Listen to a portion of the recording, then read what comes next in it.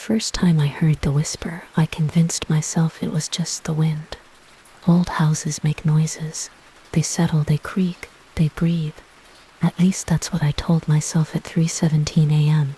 when I jolted awake, heart hammering against my ribs. But wind doesn't form words, and I could have sworn I heard my name, Emma, so faint I almost missed it. Almost. I'd only been living in the Blackwood house for 3 weeks. The previous owners practically gave it away. A Victorian beauty with original woodwork and stained glass for less than half the market value. A divorce situation, my realtor had explained with a knowing look. They're motivated sellers. What she didn't mention was why they were so desperate to leave. The whisper came again the next night, 3:17 a.m., same as before. Emma, come down. This time I knew exactly where it was coming from. The basement door, a heavy oak thing with an old-fashioned iron latch instead of a modern knob.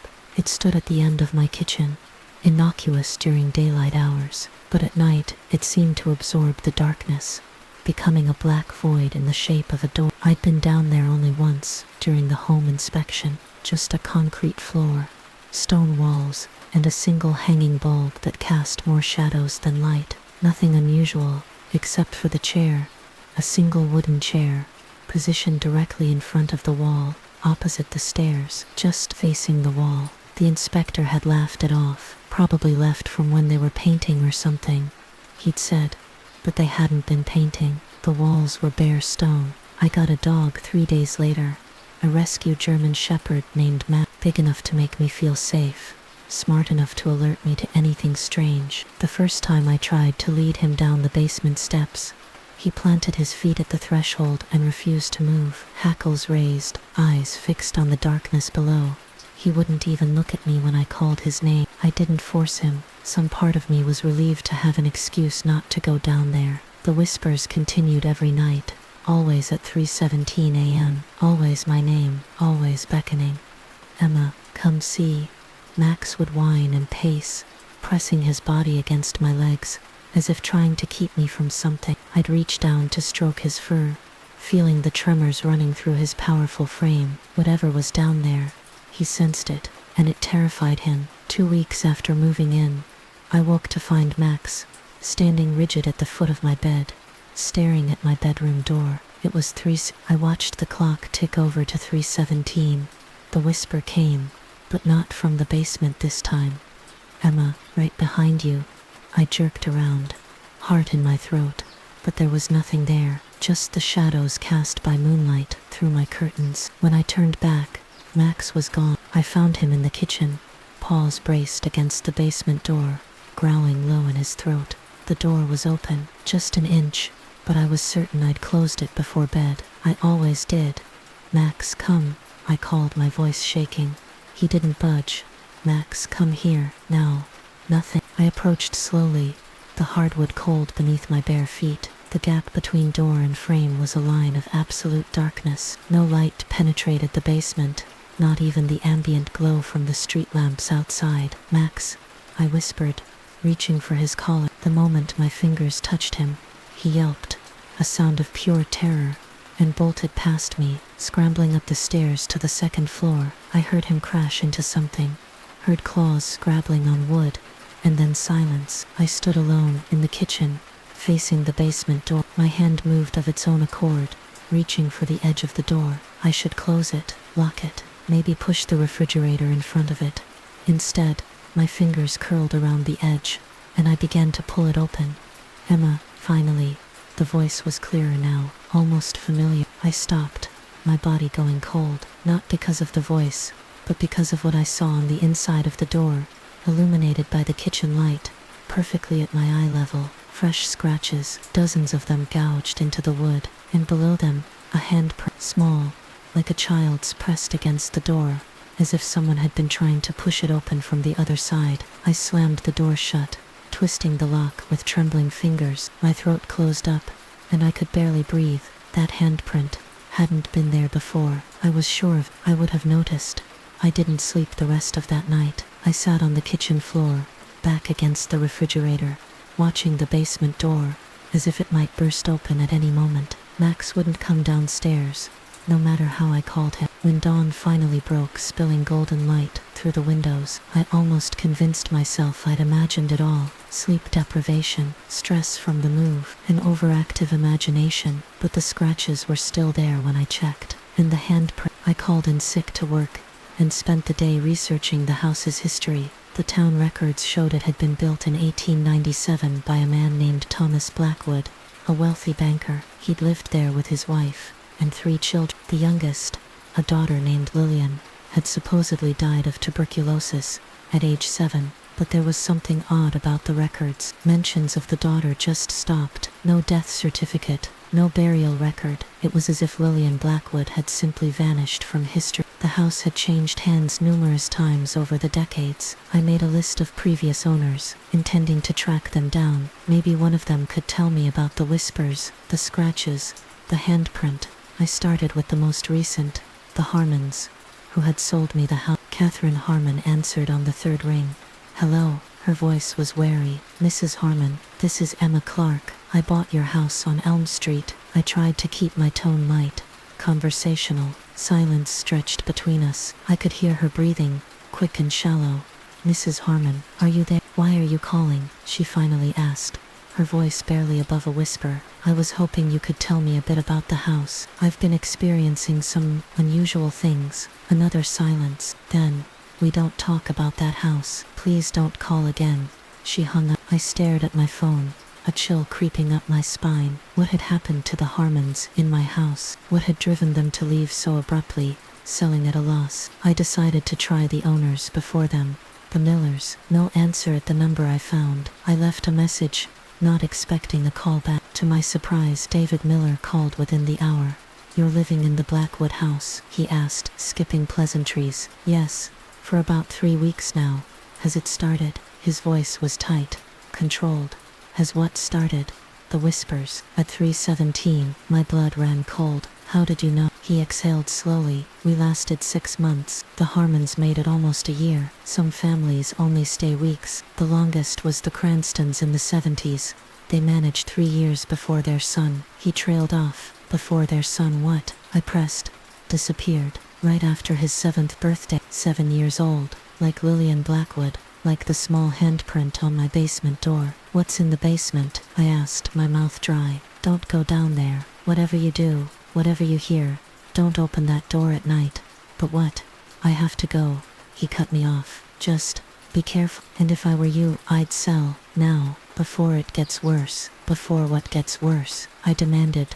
But he was already gone. I spent the rest of the day in a daze, jumping at every creak and groan of the house. Max still wouldn't come downstairs, and I couldn't blame him. Something was wrong with this house, with that basement, and he knew it. As evening approached, I made a decision. I would go down there, in daylight, and see for myself what was causing these disturbances. Maybe there was a rational explanation. A loose pipe, a drafty vent, neighborhood kids playing a prank. I put on a brave face as I approached the basement door, flashlight in hand. The scratches were still there, the handprint too. I traced my fingers over them, feeling the grooves in the wood. The lock turned with a heavy click. I pulled the door open, flicking on the basement light. The single bulb cast a sickly yellow glow over the stairs, barely penetrating the darkness below. I took a deep breath and descended. The air grew colder with each step, carrying a musty smell of earth and something else, something metallic. At the bottom I swept my flashlight around, illuminating every corner. The basement was exactly as I remembered it, empty except for the chair, still facing the wall. I approached it slowly, my footsteps echoing on the concrete floor. Something caught my eye, a discoloration on the wall behind the chair. I stepped closer, running my hand over the stone. It was rougher here, as if it had been repaired. I tapped. The sound was different from the rest of the wall, hollow. I pushed the chair aside and examined the wall more carefully. There was a seam, almost invisible unless you were looking for it. A rectangle, about the size of a small door. My fingers found an edge, and I pulled. Nothing happened. I pushed instead, and felt a slight give. Heart pounding.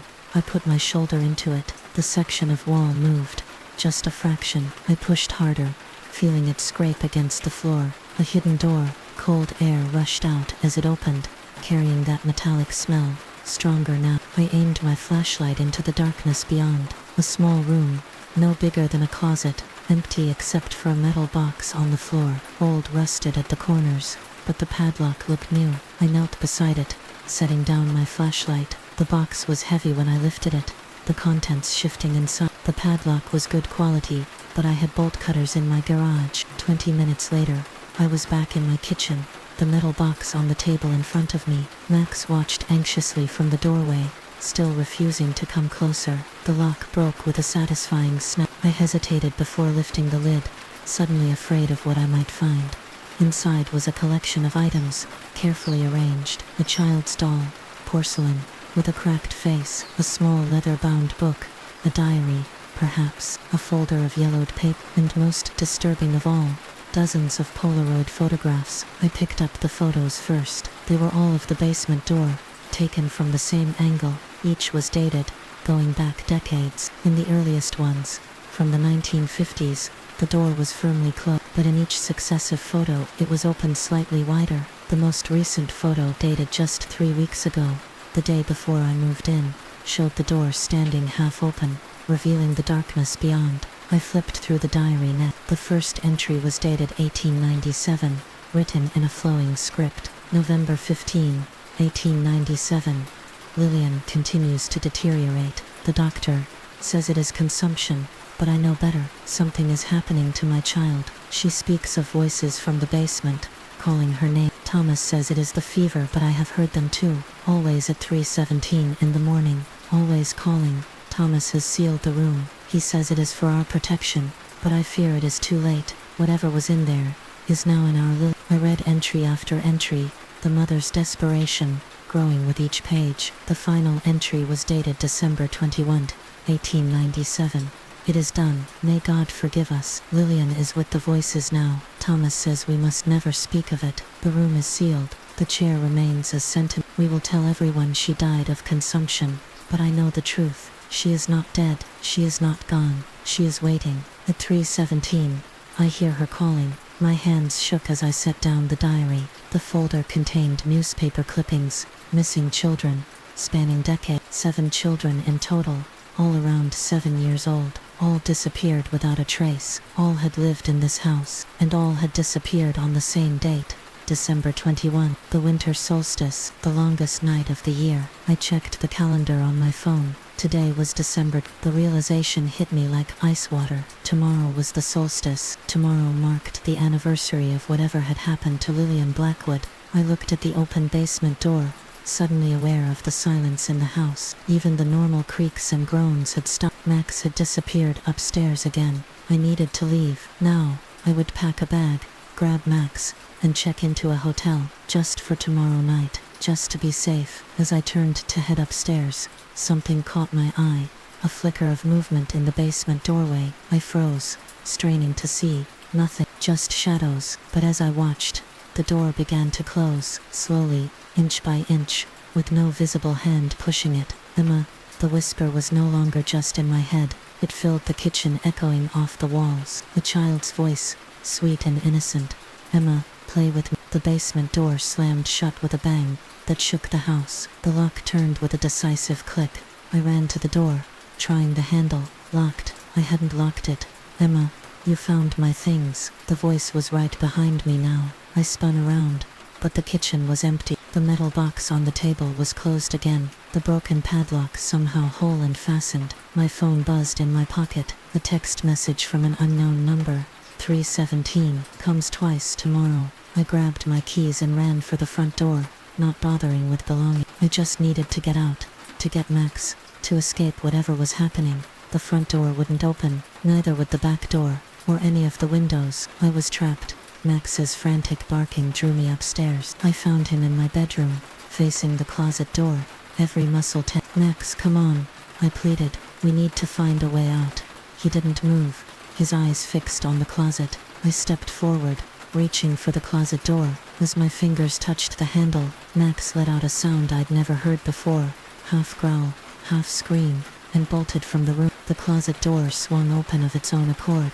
Inside was not my closet, but a stone staircase leading down into darkness. The same metallic smell wafted up stronger than ever. I slammed the door shut and backed away. This wasn't happening. This couldn't be real. A giggle echoed through the house. A child's laugh, but wrong somehow. Distorted. Emma, you can't leave. No one ever leaves. I ran to the guest bedroom, to the bathroom, to every room in the house. Each closet door, when opened, revealed the same stone staircase, the same darkness. I was trapped in a nightmare. All paths leading to the same destination. The grandfather clock in the hallway began to chime, though it was nowhere near the hour. I counted the chimes, 1, 2, 3, all the way to 17, 3:17, but it was only 6:42 p.m. according to my phone. How could it be 3:17, unless 3:17 comes twice tomorrow, the winter solstice, the day with the longest night? I suddenly understood. 3:17 a.m. and 3:17 p.m., two opportunities for whatever was happening to complete its cycle. I had to get out before then. I had to find a way. I tried calling 911, but my phone had no service. The landline I'd had installed was dead. As night fell, the whispers grew louder, not just from the basement to now, but from everywhere. The walls, the ceiling, the floors, a chorus of children's voices, all calling my name, all asking me to play. I huddled in the center of my living room, Max finally by my side again. He trembled against me, his eyes darting to every shadow. Outside, night had fallen completely, and a strange mist pressed against the windows, obscuring the street beyond. My phone was dead. The power had gone out an hour ago. I sat in a circle of candles I'd found in a kitchen drawer. Candles I didn't remember buying. Emma, time is short. The whispers had taken on an urgent quality now, insistent, demanding. I clutched the diary in my hands, rereading the final entries by candlelight, searching for something, anything, that might help me understand what was happening. There had to be more to the story. The mother's account ended too abruptly, with too many questions unanswered. What had they done to Lillian? Why was the room sealed? And why did it keep calling to children, decade after decade? I flipped the very back of the diary, and that's when I noticed it. The slight thickness to the leather cover. Something was hidden inside. Using a butter knife, I carefully split the seam of the back cover. A folded piece of paper slid out, yellowed with age. I unfolded it with trembling fingers. It was a map of the house, the original architectural plans, and there, beneath the basement, was another level entirely, a sub-basement, accessed through the hidden room I'd discovered. According to the plans, the house had been built on the site of something older, much older. The notes in the margin, written in Thomas Blackwood's precise hand, mentioned ancient chambers and the threshold. One notation simply read, 17 steps down, 17 steps to the dark, 17, ug 317.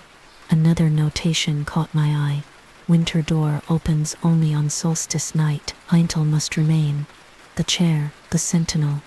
I looked at the photographs again, spreading them out on the floor, the door opening wider in each successive picture, as if something was gradually forcing its way through. And then I realized, it wasn't the basement door in the photos, it was the hidden door behind the chair, the entrance to the sub-basement. Whatever had taken the children wasn't in the basement, it was below it, and tomorrow night, on the solstice, the winter door would open completely, unless I stopped it somehow. I turned to the newspaper clippings again, looking for patterns. 7 children over the decades, all 7 years old, all on the winter solstice. But there was something else. Each disappearance had occurred exactly 7 years apart, like a cycle. The last child had vanished 7 years ago, which meant my heart nearly stopped. Tomorrow wasn't just the solstice, it was the next cycle. The house needed another child, but there were no children here, just me and Max. Unless, Emma, you were 7 once too. The whisper came from right beside my ear. I jerked away, knocking over a candle. Max yelped, backing away from something I couldn't see. The photo album I'd brought with me when I moved in lay open on the coffee table, though I was certain it had been packed away in a box. It was open to a picture of me on my 7th birthday, standing in front of a cake with 7 candles. I slammed the album shut, My mind raced. This wasn't about me. It couldn't be. I was an adult now, not a child. But you lived here before, Emma. Don't you remember? I froze. The voice wasn't just in the air now. It was in my head, and it was right. I had lived here before, just for a few months. When I was 7, my parents had rented the house temporarily while our permanent home was being renovated. We'd moved out suddenly. My parents had never explained why. That was in 7 cycles ago. The pattern had been broken then. I had escaped, and now I had returned, just in time for the cycle to continue. My memories of that time were fragmented.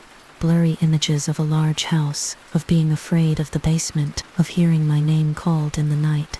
You were mine then. You were mine then. The candles flickered, casting long shadows across the walls, shadows that moved independently of their sources, stretching, reaching, becoming figures. 7 child-sized silhouettes surrounded me, swaying slightly. Max growled, backing toward the wall, his eyes following the shadows. I clutched the diary to my chest, like a shield. What do you want from me?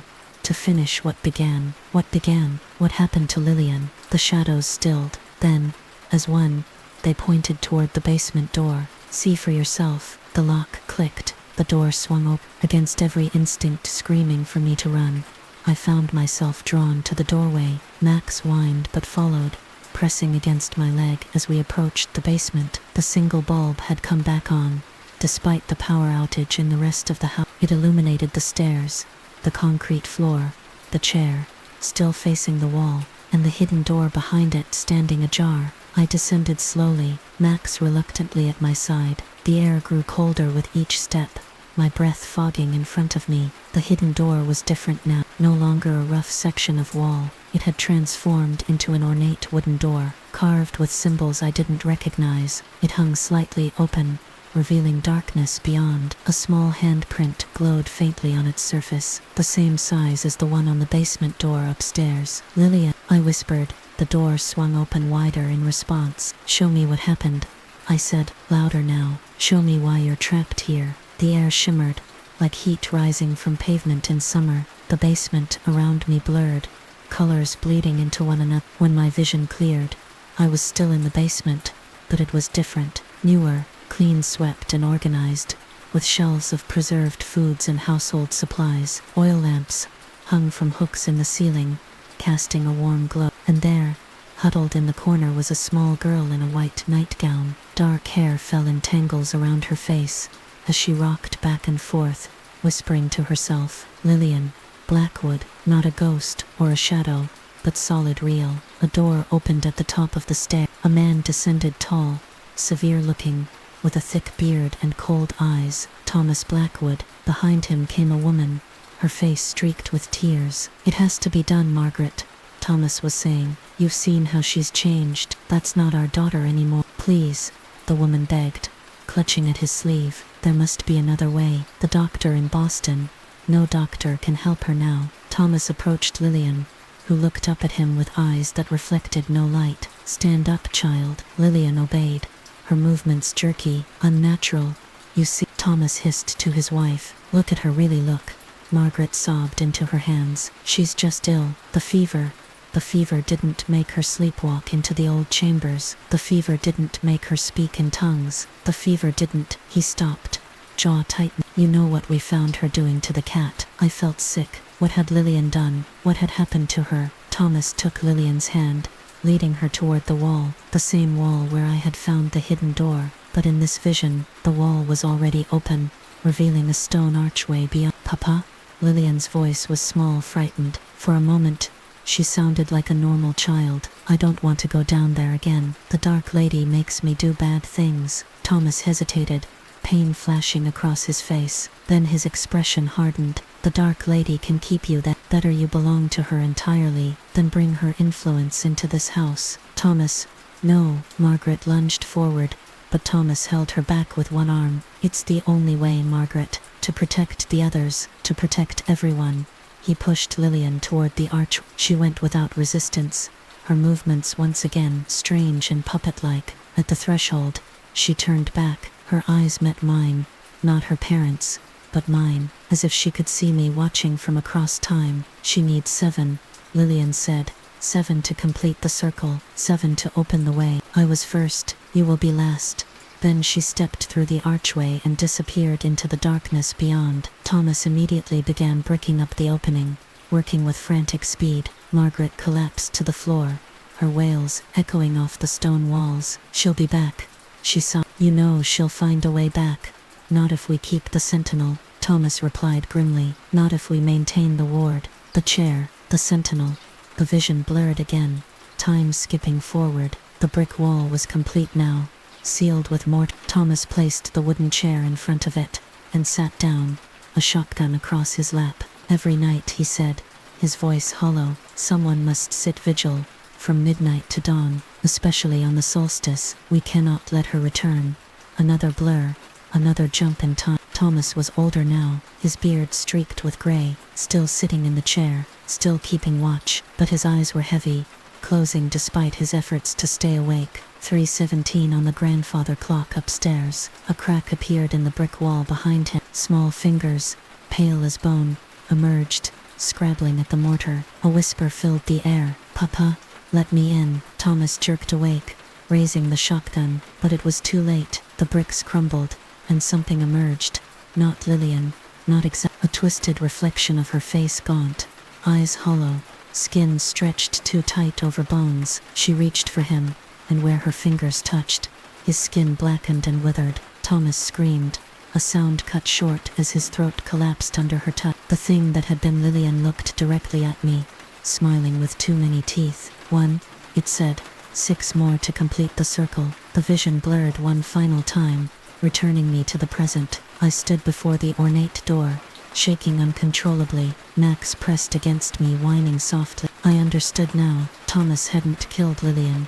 He had sacrificed her to something in the sub-basement, something that had been corrupting her, using her. The dark lady Lillian had mentioned. And now, that same entity was collecting children, 7 of them, once every 7 years, to complete the circle, to open the way. I was meant to be the 7th. I had escaped once, but the house had drawn me back. The ornate door stood open wider now, a cold blue light emanating from within. I could make out stone steps leading down, 17 of them, just as Thomas's notes had indicated. Emma, come see, come finish.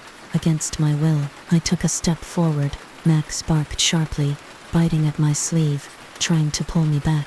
His intervention broke the trance. I stumbled backward, nearly falling. The door began to close, the blue light fading. Tomorrow then, when 3:17 comes twice, when the winter door stands fully open. I turned and ran, taking the basement stairs 2 at a time. Max at my heel. We burst into the kitchen, and I slammed the basement door, throwing the lock. But I knew it wouldn't hold, not with what I'd seen, not with what I now understood. I needed to find a way to end this, to break the cycle permanent. Otherwise, I would become the 7th child, completing whatever ritual had begun with Lillian over a century ago. The diary, there had to be more information there, or in the architectural plans, something that would tell me how to stop that. I returned to the living room, but the candles had burned out. The house was pitch black. I fumbled for my phone, using its flashlight to illuminate the space. The diary was gone, so were the photographs and newspaper clippings. The metal box sat empty on the coffee table. No, I whispered. No, no, no. I heard a sound then, the grandfather clock in the hallway, chiming the hour. I counted the chimes, dread building with each one. 17 chimes. It was midnight, December 20th. The solstice had begun. Emma, time grows short. The circle must be complete. The whispers came from everywhere and nowhere. I spun around, trying to locate their source. A figure stood at the edge of my phone's light. Small, female, in a white nightgown, stained with dirt and something darker. Her face was hidden by tangled hair. Lillian, I managed to say. The figure lifted her head. It wasn't Lillian, or at least, not the Lillian I had seen in my vision. This was an older girl, perhaps 12 or 13. Sarah, she whispered. Sarah Miller, the daughter of David Miller, who had lived here before the harm. We're all here, Sarah said, gesturing to the darkness around her. All 6 of us, waiting for you, the 7th. As she spoke, other figures materialized beside her, children of different eras, judging by their clothing, all pale, all with the same hollow eye, all bearing the black marks of withered flesh, where they had been touched, Why me? I asked, backing away. Why 7 children? She needs 7 souls to cross over, said a boy in clothes from the 1950s. 7 souls freely given. I haven't given anything, I protested. You came back, said Sarah. You opened the door. The metal box on my coffee table rattled, its lid flying open. Inside was no longer empty. The diary had returned, its pages flipping rapidly as if caught in a strong wind. They settled on a page I hadn't seen before, the handwriting different from Margaret Blackwood's flowing script. I approached cautiously, shining my phone light on the text. It was dated December 19th, 1904, 7 years after Lillian's sacrifice. The ritual requires 7 children of the 7th age, each taken at the 7th cycle. Lillian was the first, corrupted, rather than taken, the vessel through which the others will be claimed. When the 7th child completes the circle, the Winter Lady will cross into our world fully, not just her influence, as we feel now, but her entire being. I discovered this too late to save my son. Thomas thought he was protecting us by sealing the chamber, but he only created a door where none existed before. The Winter Lady was trapped beneath this land, long before we built our home here. The native tribes knew of her. They called this place the Devouring Ground, and forbade their children from coming near. 7 children, 7 cycles. If the ritual is completed, she will walk among us again, and God help us all if that happens. The entry was signed William Blackwood, Thomas's eldest son. I looked up from the diary. The child specters had moved closer, forming a semicircle around me. Behind them, I could make out a taller figure now, female, impossibly thin, with limbs too long for her body. She remained in shadow, but I could feel her watching me, waiting. The Winter Lady. What happens if I refuse? I asked. If I break the cycle, you cannot refuse, said Sarah. No one can. Once marked, always claimed. I escaped before, I reminded her. You delayed, corrected the boy from the 1950s, but you came back. They always come back. I thought of the Polaroids, the hidden door opening wider with each cycle, as the Winter Lady's influence grew stronger. 6 children taken over the decade, 6 souls freely given, though I suspected there was nothing free about their sacrifice. What would happen if she claimed a 7th? What would be released into the world? I didn't want to find out. There must be a way to stop this, I insisted, to end the cycle. The children looked at each other, a silent communication passing between them. Then Sarah spoke again.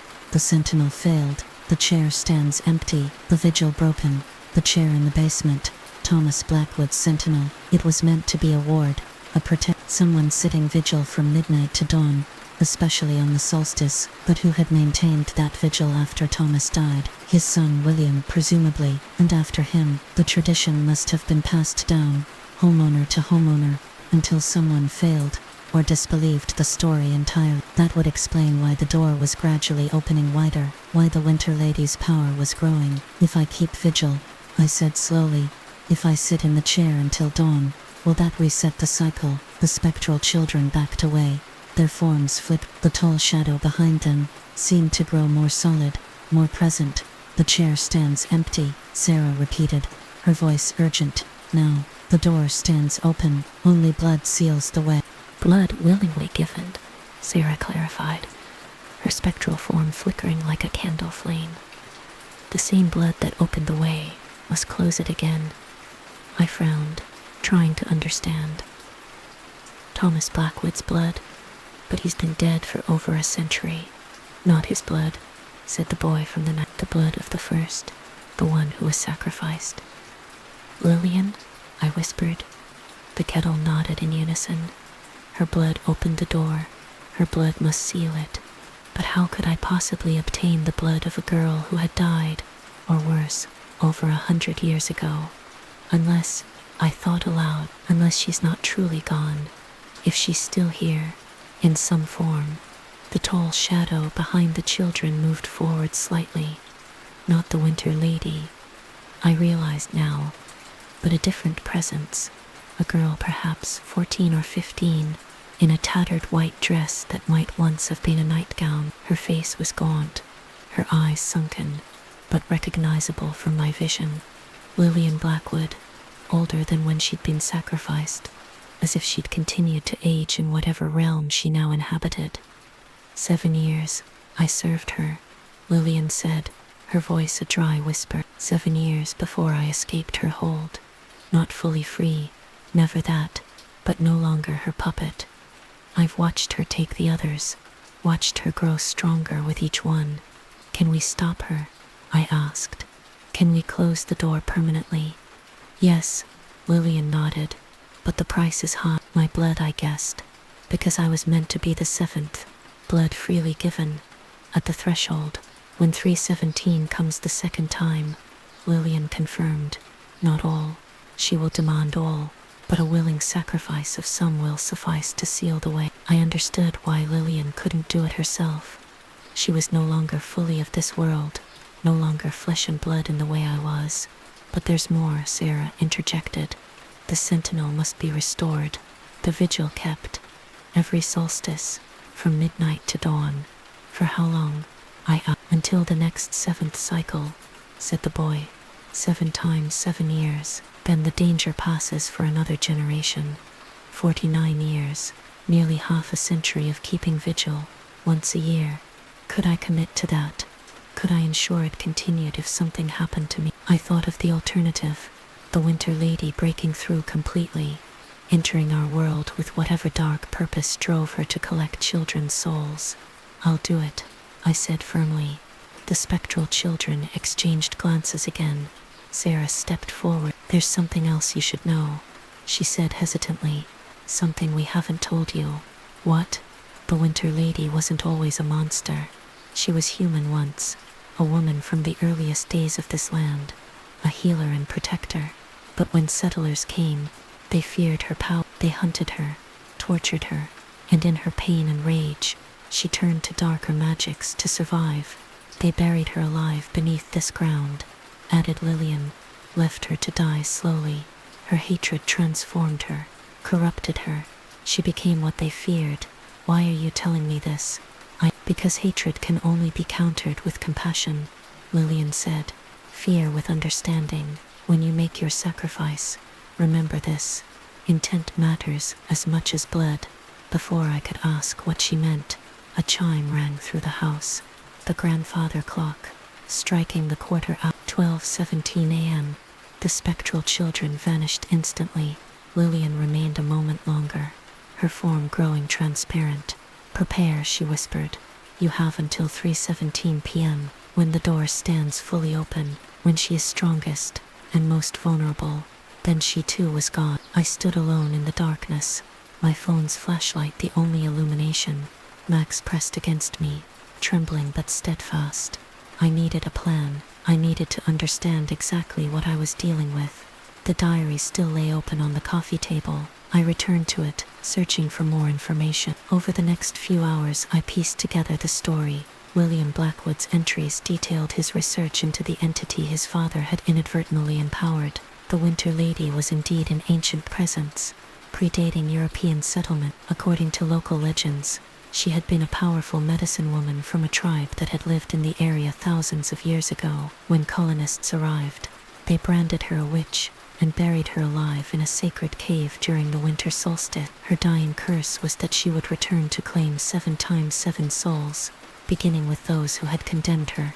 Thomas Blackwood's house had been built directly over that cave. During construction, workers had broken through to it, and something had escaped, something that had begun to influence young Lillian. Thomas hadn't understood what was happening. He had merely reacted out of fear, sacrificing his daughter to contain whatever had corrupted her. But in doing so, he had inadvertently begun the very ritual the Winter Lady needed to fully return. 7 children, 7 cycles. I was to be the last, completing the circle, unless I stopped it. As dawn broke, casting pale light through the windows, I felt the house relax around me. The oppressive presence receded, like a tide going out. I could leave now, I sensed. The doors would open, but only until 3:17 p.m., when the second window would open. I needed supplies, and I needed help. My first call was to David Miller. I know what's happening, I said when he answered. I know about the Winter Lady, about the 7 children, about Lillian. Silence on the line. Then how? I explained everything. The visions, the spectral children, what I had learned from the diary. So it's coming to completion, he said finally. his voice heavy. The seventh cycle. Unless I stop it. I told him, but I need your help. He agreed to meet me at a diner in town. I didn't trust discussing more over the phone, and I needed to get Max somewhere safe anyway. As I packed a few essentials, I noticed something on my bedroom mirror, a handprint, small like a child's, but not made of dirt or grime. It was etched into the glass itself, as if by intense heat. A reminder, a warning. I couldn't escape this, even temporarily. David Miller looked much older than his voice had suggested, a man in his 60s with haunted eyes and hands that trembled slightly as he sipped his coffee. We sat in a corner booth. Max settled at my feet. Sarah was our only child, he said after I'd recounted everything again in person. She was 7 when the whispers started. We didn't know about the house's history, not the full truth. The real estate agent mentioned some odd occurrences, but we thought it was just the usual old house stories. He paused, collecting himself. On the solstice, Sarah disappeared. We searched everywhere. The police dragged to the lake. Nothing, but I knew she was still in that house somehow. I could hear her sometimes calling my name. I've seen her, I confirmed gently. She's one of the 6.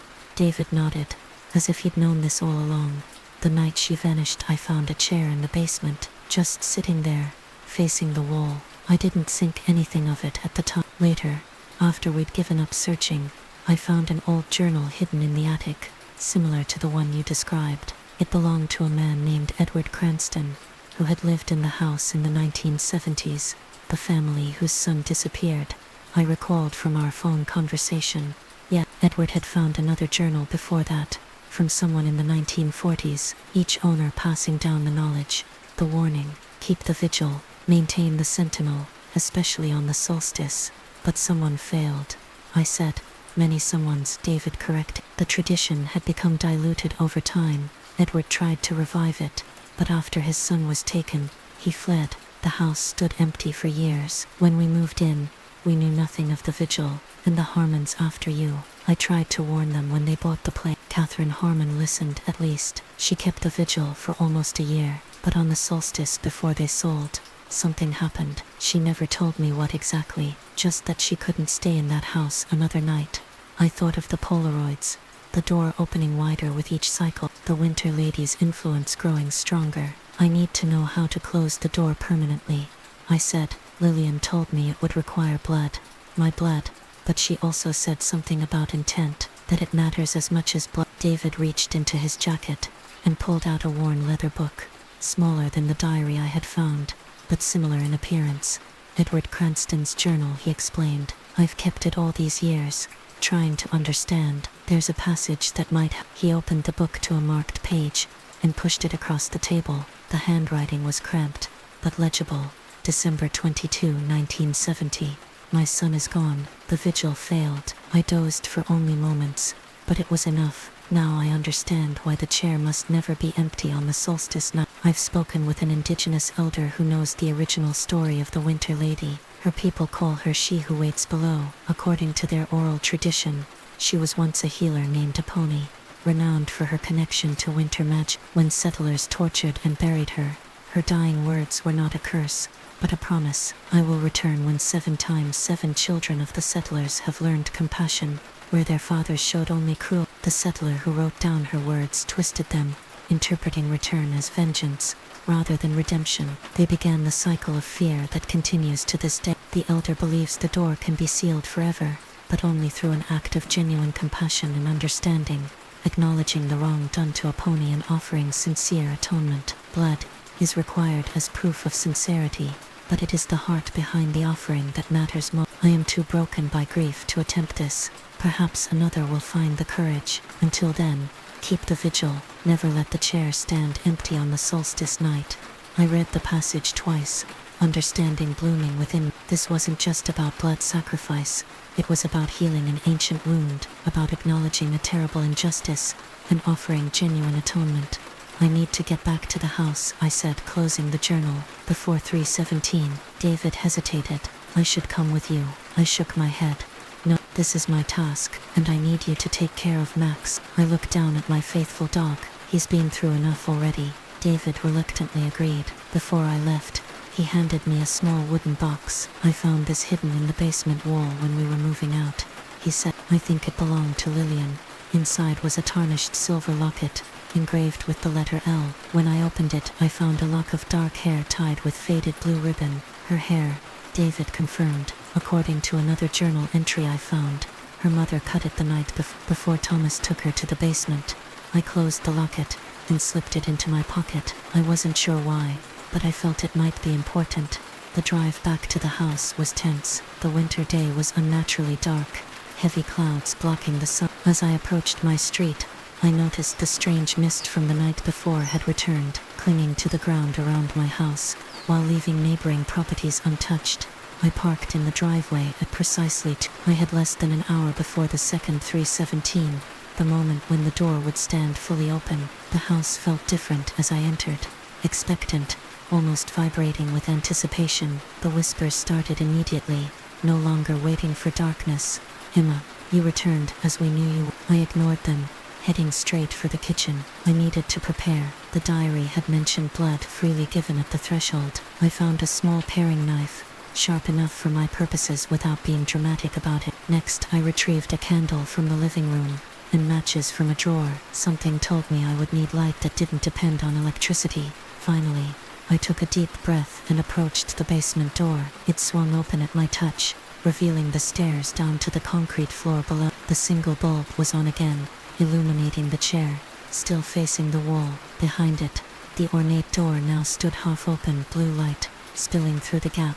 I descended slowly, knife in one hand, candle and matches in the other. The air grew colder with each step, my breath fogging in front of me. The whispers intensified as I reached the bottom, becoming a chorus of children's voices, not just the 6 I had seen, but dozens, perhaps hundreds, all calling, all pleading, save us, free us, join us. I approached the chair, the sentinel that had failed so many times over the decades. It looked ordinary in the harsh light of the bulb, just an old wooden chair, worn smooth by countless occupants. I set my items on the seat and turned to face the ornate. It was beautiful in a terrible way, carved with symbols that hurt my eyes if I looked too long. The blue light emanating from beyond it cast everything in an otherworldly glow.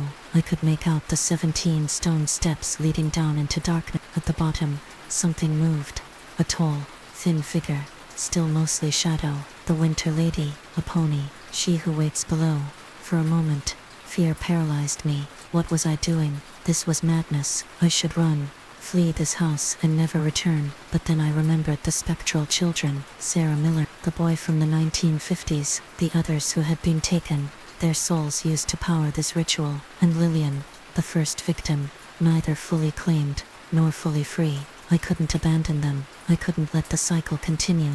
I checked my watch, 3:10 p.m., 7 minutes until the door stood fully open. I lit the candle, its warm flame, a stark contrast to the cold blue light from beyond the door. Then I took the locket from my pocket, opening it to reveal Lillian's hair. The whispers ceased abruptly, as if every spectral voice was holding its breath. I stepped forward, approaching the threshold of the ornate door. The blue light intensified, making my skin prickle. The air temperature dropped dramatically, frost forming on the concrete around my feet. I know who you are, I called into the darkness. I know what was done to you, opponent. A hiss rose from below, anger, or perhaps surprise. You were wronged, I continued, my voice steadier than I felt. Tortured, buried alive, your healing gifts feared rather than honored, and for that, I am truly sorry. The shadow, at the bottom of the steps, shifted, elongating, not coming closer, but not retreating either. But this cycle of pain, of taking children,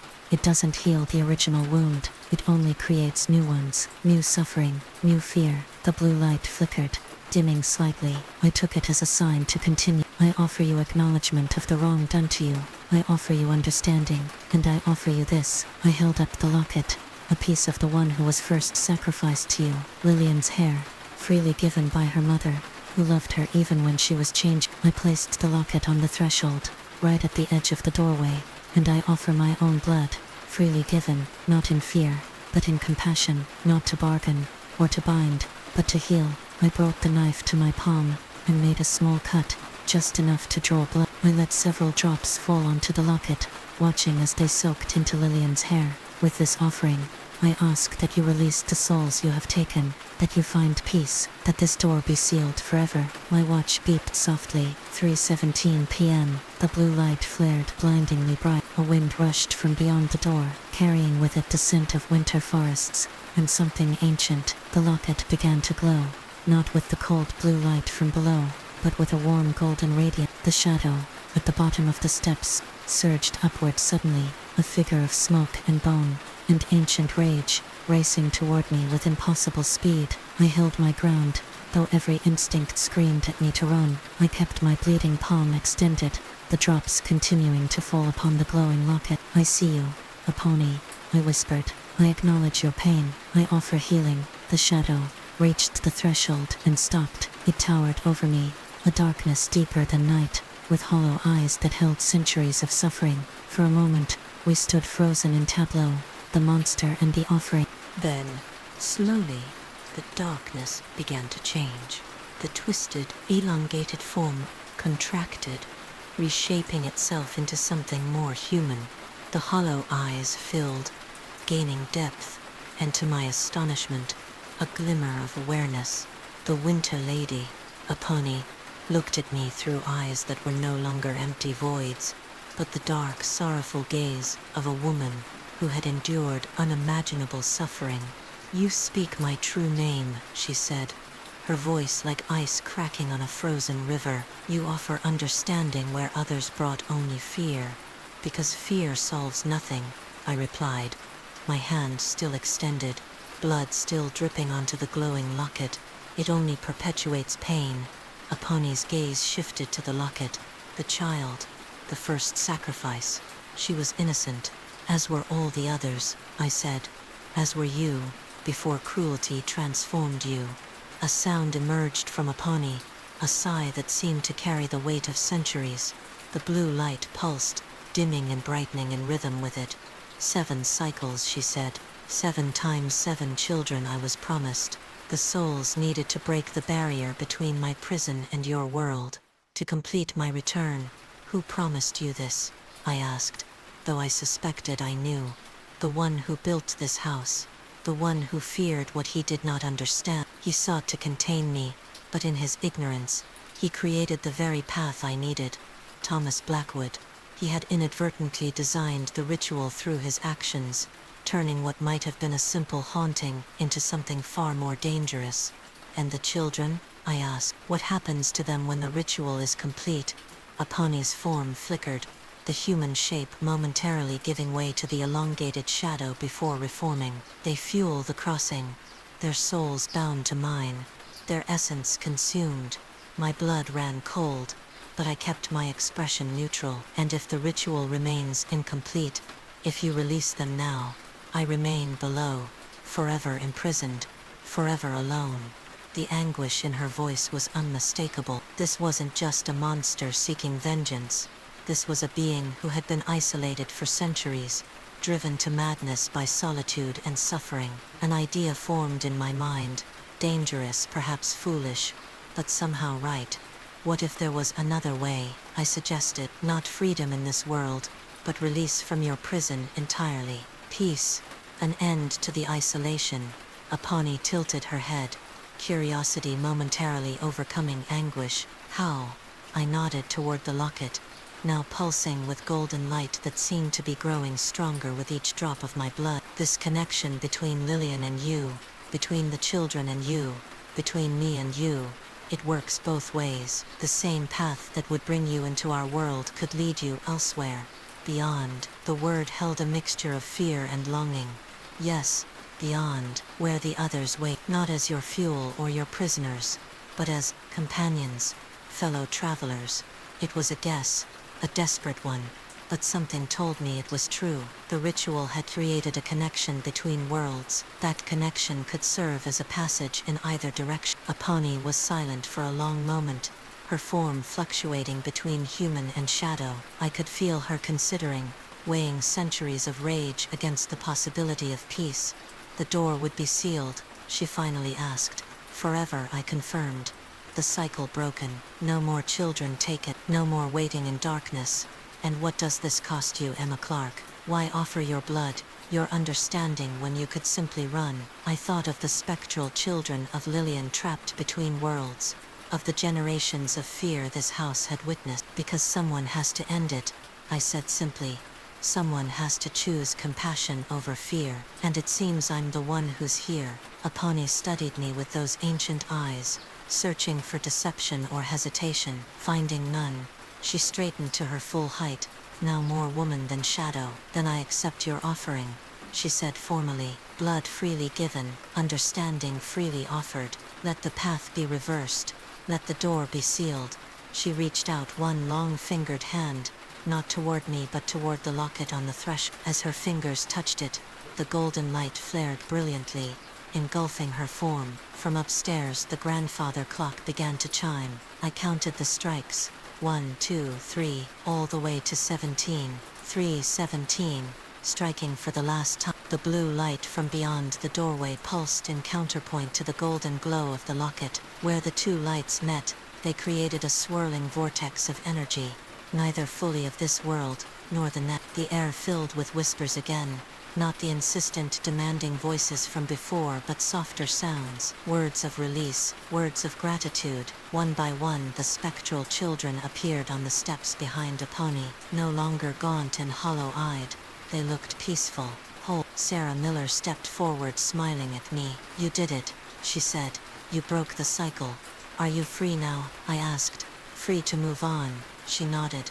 All of us. The boy from the 1950s appeared beside her. The Winter Lady no longer binds us. Your blood freely given broke her hold. One by one the children ascended the steps, passing through the vortex of golden and blue light. Each one paused to look at me before crossing over, some smiling, some nodding in solemn acknowledgement. Last came Lillian, no longer the corrupted child of my vision, but a girl restored to herself. She paused longest, her eyes meeting mine. Thank you, she whispered, for understanding what my father could not. Fear cannot defeat darkness, only light can do that.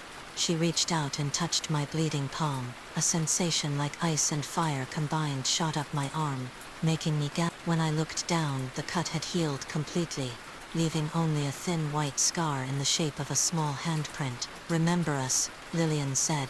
Keep the story alive, so this never happens again. Then she too passed through the vortex, disappearing into the swirling light. Only Apani remained, her form now fully human, a woman of indeterminate age, with long dark hair, and eyes that had seen too much suffering. The ritual is reversed, she said. The souls are free, and you can find peace, I finished for her. Beyond the prison, beyond the pain. She looked down at the locket, still glowing at her feet. This remains a seal and sign. Let no one disturb it.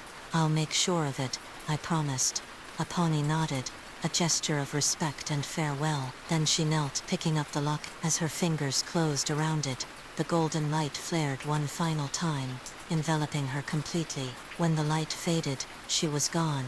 The blue glow from beyond the doorway had vanished as well, leaving only the ordinary darkness of an underground chamber. The ornate door remained, but even as I watched, it began to change, the elaborate carvings simplifying, the wood aging, until it was once again just a rough section of wall, indistinguishable from the stone around it. The hidden door had sealed itself. I stood there for a long time trying to process what had happened. The basement was silent now. No whispers, no strange sounds, just the ordinary quiet of an empty cellar. The chair still stood facing the wall. I approached it cautiously, half expecting something to leap out at me, but there was nothing threatening about it now, just an old wooden chair, worn smooth by decades of use. I sat down in it anyway, facing the sealed door. It felt right somehow to maintain the vigil for one last night, to honor those who had kept it before me however imperfectly. The hours passed quietly. Occasionally I thought I heard a distant sound, a child's laugh, quickly fading, but it might have been my imagination. The house settled around me, creaking and sighing as old houses do, but the sounds were natural now, no longer carrying that undercurrent of wrongness. As dawn approached, I felt a sense of completion. The cycle was broken, the door was sealed, the children were free. I rose from the chair, and approached the wall one last time, pressing my palm against the rough stone. The small handprint scar tingled slightly at the contact, but there was no other response, no whispers, no blue light, no sense of something waiting on the other side. It was over. 1 year later, I still live in the Blackwood house. Some might find that strange, given what happened here, but it feels right to me. This place needs someone who knows its true history, who understands the importance of remembering. I've renovated extensively, bringing light into dark corners, opening up closed spaces. The basement has become a bright, cheerful workshop where I pursue my newfound interest in woodworking. The wall where the hidden door once stood is now covered with shelves, holding books and plants, and bits of colorful glass that catch the light. Max has adjusted well. He no longer fears the basement. In fact, he often naps there while I work, sprawled contentedly on an old rug. David Miller visits occasionally. We've developed a friendship born of shared understanding. He says the house feels different now, healed somehow. I agree. I've documented everything in my own journal, adding it to the collection of diaries and accounts from previous owners. Future residents of this house will know the truth, not as a ghost story meant to frighten, but as a reminder of the power of compassion over fear. On the anniversary of that day, December 21, I sat vigil in the basement from midnight to dawn, not because I feared the door might reopen, but as a gesture of respect for those who had been lost, and perhaps, in some small way, to ensure that the seal remains unbroken. As the sun rose, painting the basement windows with golden light, I felt a sense of peace wash over me. The winter solstice had passed without incident, the longest night giving way to the promise of longer days ahead. I pressed my scarred palm against the stone wall one last time. The handprint still tingled faintly at the contact. A reminder, not a warning. Rest well, I whispered to whoever might be listening on the other side. All of you. As I turned to leave, I caught a flicker of movement from the corner of my eye, a brief shimmer in the air, like heat rising from pavement in summer. For just a moment I thought I saw 7 children standing in a circle, holding hands. In their center stood a woman with long dark hair, her face finally at peace. Then they were gone, leaving only the quiet of an ordinary basement on a winter morning. Some mysteries remain unsolved in the traditional sense. We may never know exactly what ancient force a pony represented, or how Thomas Blackwood's actions created the ritual that claimed so many children. We may never understand the full mechanics of how the door was sealed, or what lies beyond, but perhaps some mysteries don't need solving, only understanding. Perhaps some doors are meant to stay closed, not out of fear, but out of wisdom. I run my thumb over the handprint scar on my palm, feeling its slightly raised edge, a reminder of choices made, of compassion offered, of a cycle broken. Outside, snow begins to fall, covering the world in pristine white. The winter has returned as it always does, but this time, there are no whispers in the darkness, no voices calling my name, no 317 to dread, just the peaceful silence of a house that has finally found rest. As I finish writing this account, I find myself wondering if anyone will believe it, if future readers will dismiss it as fiction or folklore. Perhaps that's for the best. The truth of what happened in this house is etched into its very foundations, into my scarred palm, into the sealed door that will remain closed for all time. But just in case the whispers ever return, just in case the blue light ever shines again from beneath a door that should remain shut, remember this: fear is the enemy, not the stranger whose customs you don't understand. Compassion is the key, not condemnation. And sometimes the only way to heal old wounds is to acknowledge them openly, to offer understanding where others brought only judgment. The chair stands empty now, the sentinel retired, the vigil unnecessary, but I keep it still, that old wooden chair, facing the wall where the door once stood. A reminder, a memorial. And sometimes on quiet winter nights when the world is hushed by snow, I sit there for a while, not out of obligation or fear, but out of respect for those who came before, for the children who were lost, for the woman who was wronged, for Lillian for Sarah, who showed me the way, for a pony, who finally found peace, and for myself, the 7th, who broke the cycle. The basement door remains closed now, always locked, not because I'm afraid of what might come through it, but because some thresholds once crossed should remain on. Some stories once ended should be allowed to rest. The end. The wind howled through the skeletal trees surrounding Black Hollow Manor, its gnarled branches clawing at the sky like desperate hands. The mansion loomed in the distance, its windows dark and lifeless, yet somehow watching. The air was thick with the scent of damp earth and decay, and the faintest hint of something metallic like blood. The kind of place that made your skin crawl, not because of what you saw, but because of what you felt, a presence, a weight, something ancient and hungry. It began with the whispers. At first, they were so faint, you could convince yourself they were just the wind, but as you stepped closer to the manor, the sound grew clearer, more deliberate. Words you couldn't quite make out, voices overlapping in a chaotic symphony of fear and desperation. They seemed to come from everywhere and nowhere at once. The walls, the ground, the air itself, and then, as if sensing your presence, they would stop. Dead silence, the kind of silence that made your ears ring and your heart pound. The story of Black Hollow Manor was well known in the town, though no one ever spoke of it openly. In 1897, the Holloway family, wealthy, respected, and seemingly untouchable, vanished without a trace. The doors were locked from the inside, the windows were unbroken, the dining table was set for 5, the food still warm, as if they had simply gotten up and walked away. The only clue was a single word scrawled in blood on the dining room wall: listen. Over the years, the manor became a magnet for the curious and the brave. Investigators, paranormal enthusiasts, thrill seekers, they all came, drawn by the mystery and the whispers. But none of them ever stayed long. Some left screaming, their minds shattered. Others simply disappeared, leaving behind only their equipment, their journals, or sometimes just a single shoe, as if they had been dragged away. The few who returned spoke of shadows that moved on their own, of voices that called their names, of a feeling of being watched, followed, hunted. One investigator, a man named Thomas Grayson, left behind a journal. His entries started out meticulous and professional, detailing every room, every sound, every strange occurrence. But as the days went on, his handwriting became erratic, his words disjointed. The whispers aren't just in the walls, he wrote. They're in my head now. I can't stop hearing them.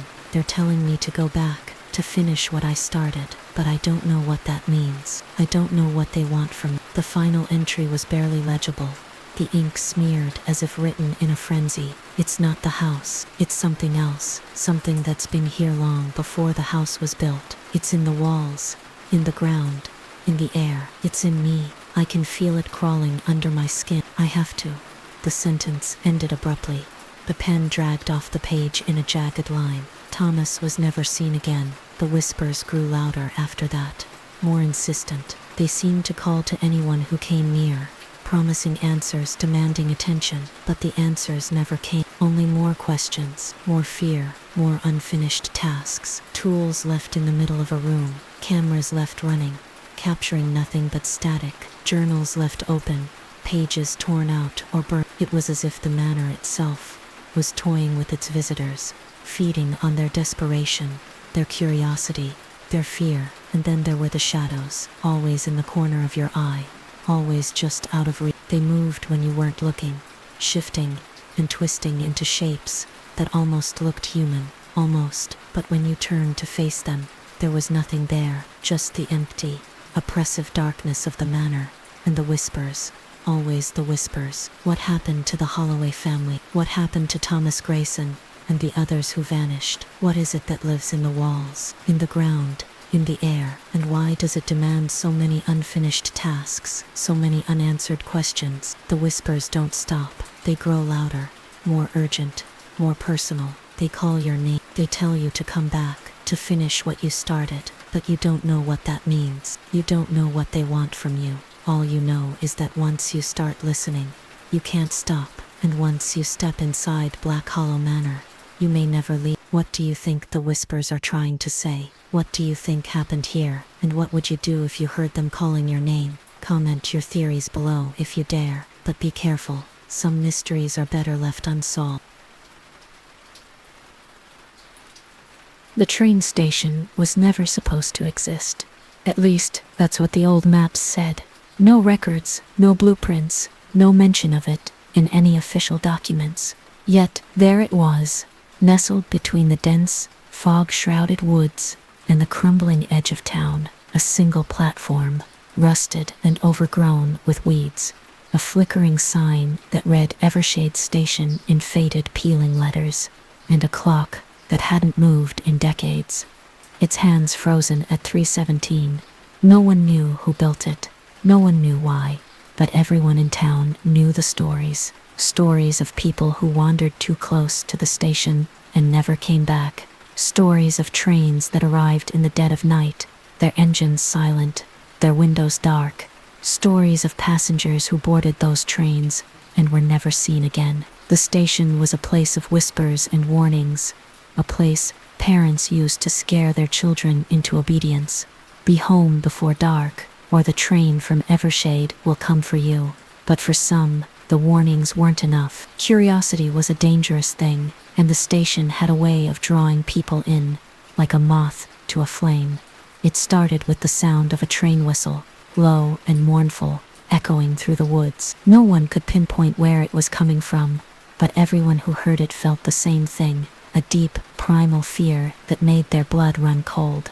Those who followed the sound always ended up at the station, standing on the platform, staring down the tracks as the fog rolled in. The trains came without warning, no schedule, no announcement, just the sudden rumble of wheels on tracks and the blinding glare of a single headlight cutting through the fog. The trains were old, their cars rusted and covered in graffiti, their windows blacked out. They didn't stop for long, just long enough for the doors to creak open, revealing an empty, yawning darkness inside. Some people claimed to see figures standing in the doorways, silhouettes of men and women in outdated clothing, their faces obscured by shadows. They didn't speak, they didn't move, they just stood there, waiting. And if you got too close, if you hesitated for even a second, they would reach out and pull you inside. The doors would slam shut, the train would lurch forward, and you would be gone. No one knew where the trains went. No one who boarded them ever returned to tell the tale.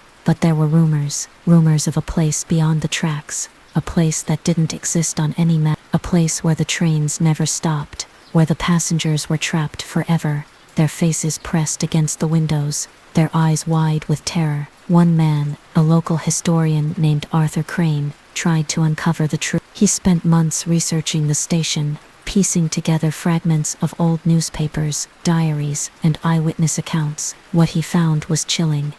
In the late 1800s, a train had vanished near the woods. No wreckage, no bodies, no trace of it ever found. The passengers were declared dead, and the incident was swept under the rug. But Arthur believed the train never really disappeared. He believed it was still out there, riding the tracks, picking up new passengers, and taking them to a place beyond time and space. Arthur's research led him to the station. He stood on the platform for hours, recording every detail in his notebook. When the train arrived, he didn't run, he didn't scream, he simply stepped inside, his face pale but determined. The doors closed behind him, and the train pulled away, leaving his notebook behind on the platform. The last entry read, "The station isn't the destination, it's the gateway. The trains don't take you to another place, they take you to another state of being. A place where the rules of reality don't apply, a place where you can never leave. I have to see it for myself, I have to know the truth." The station still stands, silent and abandoned, waiting for the next train to arrive. The clock remains frozen at 3:17, as if time itself has stopped, and the whispers continue, carried on the wind, warning anyone who will listen to stay away. But the warnings don't always work. Some people are drawn to the station, lured by the promise of answers, by the thrill of the unknown. They stand on the platform, listening for the sound of the train whistle, staring down the tracks as the fog rolls in, and when the train arrives, they step inside, disappearing into the darkness, never to be seen again. What do you think happened to Arthur Crane? Where did the trains go? And what would you do if you heard the whistle echoing through the woods? Comment your theories below, if you dare. But remember, Once you step onto the platform, there's no turning back. The town of Blackwater had always been quiet, the kind of place where nothing ever happened. Nestled deep in the woods, it was a town forgotten by time, its streets lined with crumbling buildings, and its people wary of outsiders. But there was one place in Blackwater that even the locals refused to go near: the Redwood Asylum. The asylum had been abandoned for over 50 years, its once grand facade now a decaying shell of broken windows and ivy-covered walls. It was a place of nightmares, a place where the air was always colder, the shadows always darker, and it was a place that seemed to watch you, its empty windows like hollow eyes staring out into the world. The stories about Redwood Asylum were the stuff of local legend. Built in the late 1800s, it was originally intended as a sanctuary for the mentally ill, but something went wrong. The doctors became cruel, the treatments inhumane, and the patients, they changed. They became something else, something not quite human. The asylum was shut down in 1953 after a series of mysterious disappearances. Patients vanished from locked rooms. Staff members were found dead under bizarre circumstances, and strange symbols began appearing on the walls. The final straw came when the head doctor, Dr. Graves, was discovered in his office, his body twisted and broken, his face frozen in a look of pure terror. Scrawled on the wall behind him in blood were the words, "They're still here." For decades the asylum sat empty, a grim reminder of the horrors that had taken place within its walls. But then, in the early 2000s, the stories began to change. People started reporting strange noises coming from the asylum: whispers, laughter, the sound of children singing. Others claimed to see figures moving in the windows, their faces pale and gaunt, their eyes hollow. And then there were the disappearances. Over the years, several people had ventured into the asylum, drawn by curiosity or the thrill of the unknown. None of them ever returned. Search parties were sent in, but they found nothing. No bodies, no clues, no sign of what had happened. The only thing they ever found were strange drawings on the walls, crude sketches of stick figures with hollow eyes and wide, grinning mouths. One of the most chilling accounts came from a group of urban explorers who had visited the asylum, and they had gone in with cameras, determined to document every inch of the building. At first, everything seemed normal: dusty rooms, broken furniture, the occasional rat scurrying across the floor. But as they ventured deeper into the asylum, things began to change. The air grew colder, their breath visible in the dim light of their flashlights. The walls seemed to close in around them, the shadows shifting and twisting in ways that defied logic. And then they heard it, the sound of children laughing. It was faint at first, almost like a memory, but it grew louder, closer, until it seemed to be coming from all around them. The group tried to leave, but the asylum had other plans. Doors that had been open were now locked. Hallways that should have led to the exit now twisted and turned, leading them deeper into the building. And then they saw them, the children. They were pale, their skin almost translucent, their eyes black and hollow. They moved in silence, their bare feet making no sound on the cracked tile floor. They didn't speak, didn't react to the explorers' screams. They just watched, their heads tilted to the side, their expressions blank. The explorers managed to escape, though none of them could explain how. When they reviewed their footage, they found nothing but static and distorted audio. The only clear image was a single frame, captured just as they were leaving. It showed one of the children standing in the doorway, its mouth stretched into a wide, unnatural grin. The story of the hollow children spread quickly, becoming a cautionary tale for anyone foolish enough to venture near the asylum. But the disappearances continued. Every year, without fail, someone would go missing: a hiker, a thrill seeker, a curious teenager. And every year the drawings on the walls would change, new stick figures added to the growing collection. The most recent disappearance occurred just last month. A young woman named Emily Carter had gone to the asylum to film a document. She was determined to uncover the truth, to find out what had happened to all the people who had vanished. Her crew refused to go with her, so she went alone. Her camera was found a week later, lying on the steps of the asylum. The footage was mostly corrupted, but there were a few clear moments. In one, Emily is seen walking down a long, dark hallway, her flashlight flickering. She stops suddenly, her breath catching in her throat. The camera shakes as she turns, and for a brief moment, something appears in the frame.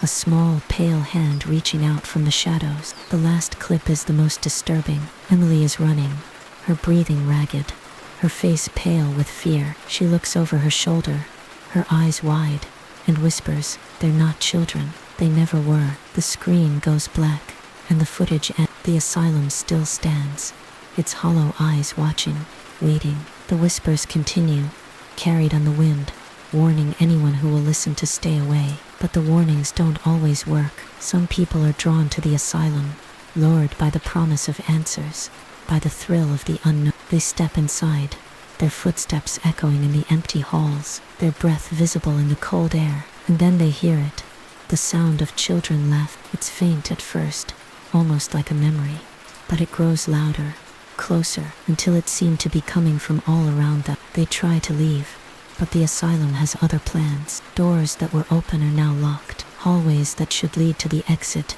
now twist and turn, leading them deeper into the building. And then they see them, the hollow children, pale, gaunt, their eyes black and hollow. They don't speak, don't react, they just watch, their heads tilted to the side, their expressions blank. And then they reach out, their small, cold hands closing around the intruder's wrist, pulling them deeper into the darkness. What happened to Emily Carter? Who, or what, are the hollow children? And why does the asylum continue to draw people in, only to consume them? Comment your theories below if you dare. But remember, once you step inside Redwood Asylum, there's no turning back. The hollow children are waiting, and they're hungry.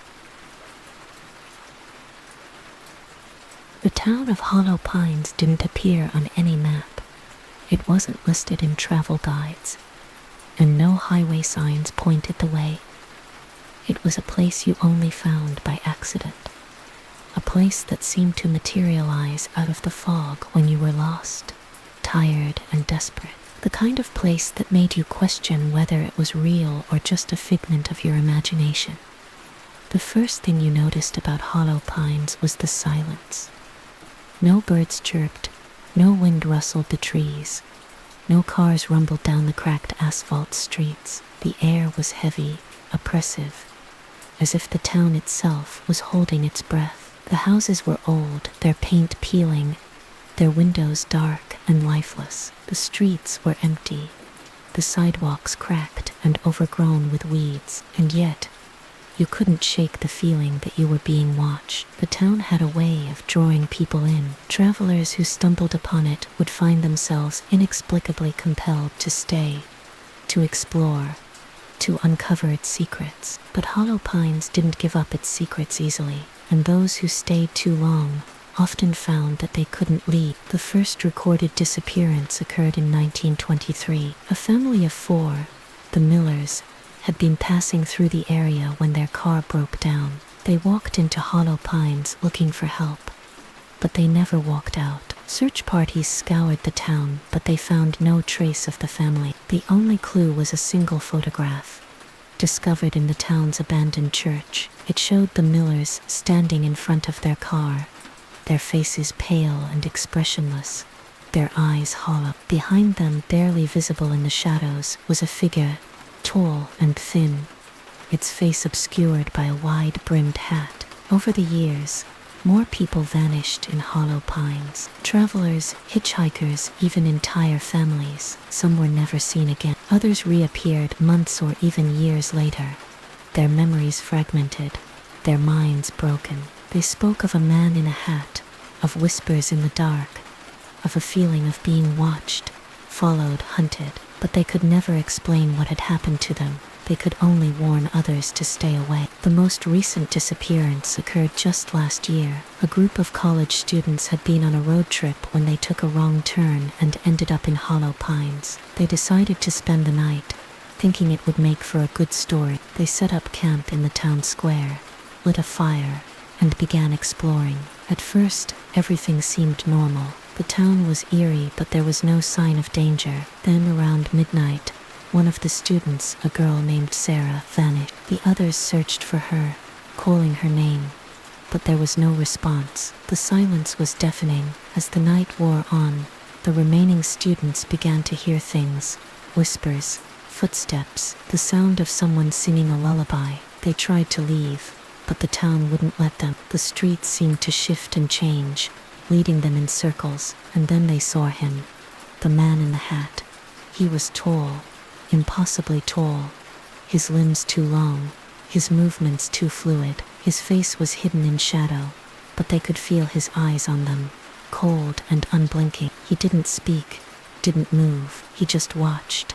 By morning, only one student remained, a boy named Mark. He was found wandering the streets, his clothes torn, his face pale and gaunt. He was muttering to himself over and over, "He's in the church, he's in the church." When authorities searched the church, they found nothing. No sign of the other students, no sign of the man in the hat. But they did find something strange, a series of symbols carved into the walls, symbols that matched those found in the asylum in Redwood, over 100 miles away. The town of Hollow Pines still stands, silent and empty, waiting for the next lost soul to stumble upon it. The man in the hat is still there, watching from the shadows, his presence felt, but never seen. And the whispers continue, carried on the wind, warning anyone who will listen to stay away. But the warnings don't always work. Some people are drawn to Hollow Pines, lured by the promise of answers, by the thrill of the unknown. They walk its empty streets,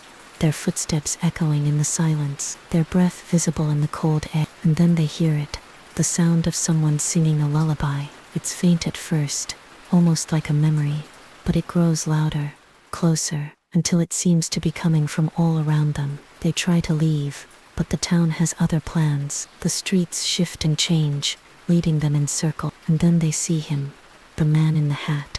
He doesn't speak, doesn't move, he just watches, his cold, unblinking eyes boring into theirs. And then he reaches out, his long, thin fingers closing around their wrist, pulling them deeper into the darkness. What happened to the miller? Who or what is the man in the hat? And why does Hollow Pines continue to draw people in, only to consume them? Comment your theories below, if you dare. But remember, once you step into Hollow Pines, there's no turning back. The man in the hat is waiting, and he's hungry.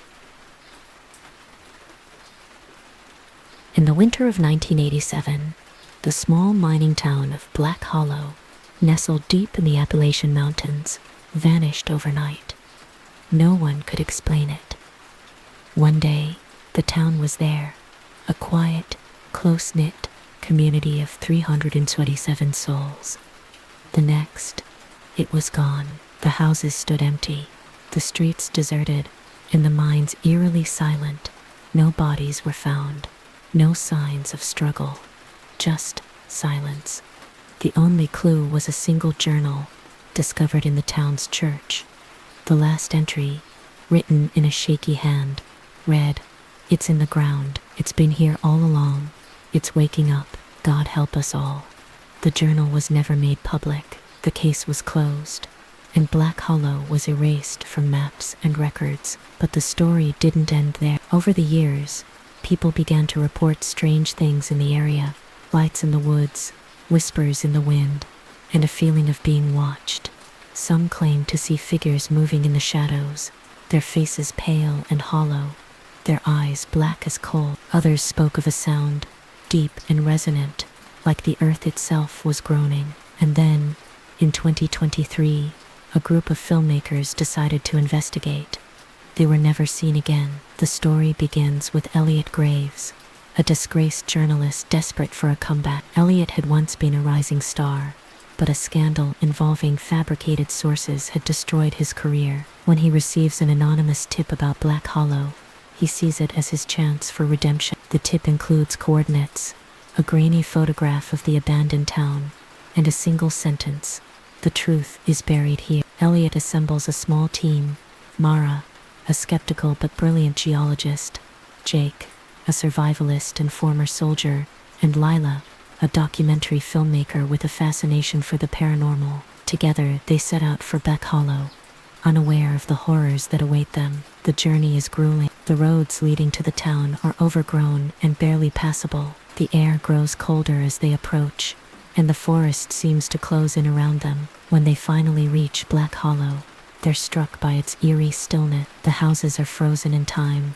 their doors ajar, their windows shattered. The church looms at the center of town, its steeple tilting precariously, and beneath it all, there's a sound, a low, rhythmic thrum that seems to come from deep within the earth. As the team sets up camp in the town square, strange things begin to happen. Mara's equipment malfunctions, picking up readings that defy explanation. Jake hears footsteps in the dark, but when he investigates, he finds nothing. Lila captures strange shapes on her camera, shadows that move on their own, figures that vanish when approached, and Elliot begins to hear whispers, faint and indistinct, like voices carried on the wind. That night, they experience their first real terror. Lila wakes to the sound of singing, a child's voice, soft and melodic. She follows it to the church, where she finds a door that wasn't there before. Inside, the air is thick with the smell of damp earth and decay. The walls are covered in strange symbols, carved deep into the stone. And at the far end of the room, she sees a figure, a child, pale and gaunt, its eyes black and hollow. It smiles at her, its mouth stretching too wide, and then it's gone. The next day, the team discovers the entrance to the mine. The tunnels are dark and narrow, the air thick with the smell of sulfur and something else, something metallic, like blood. As they venture deeper, they find evidence of the town's final days: tools abandoned mid-use, carts overturned, and walls covered in the same symbols they saw in the church. Then they find the bodies. They're not human, not anymore. Their limbs are twisted, their faces frozen in expressions of pure terror. Some are fused to the walls, as if the stone itself had consumed them. Others are piled in heaps, their bodies contorted into impossible shape. And in the center of the chamber, there's a hole, a yawning chasm, that seems to go on forever. The thrumming is louder here, almost deafening, and the air is electric with a sense of dread. As the team delves deeper into the mystery, they uncover the horrifying truth about Black Hollow. The town was built on something ancient, something that had been sleeping for millennia. The miners had awakened it, and it had begun to feed. It consumed the town, not all at once, but slowly, methodically, twisting the land and the people until they were no longer recognizable. The figures they've been seeing, the hollow-eyed children, the man in the hat, are echoes of the town's past, fragments of the people who were taken. And the thing in the ground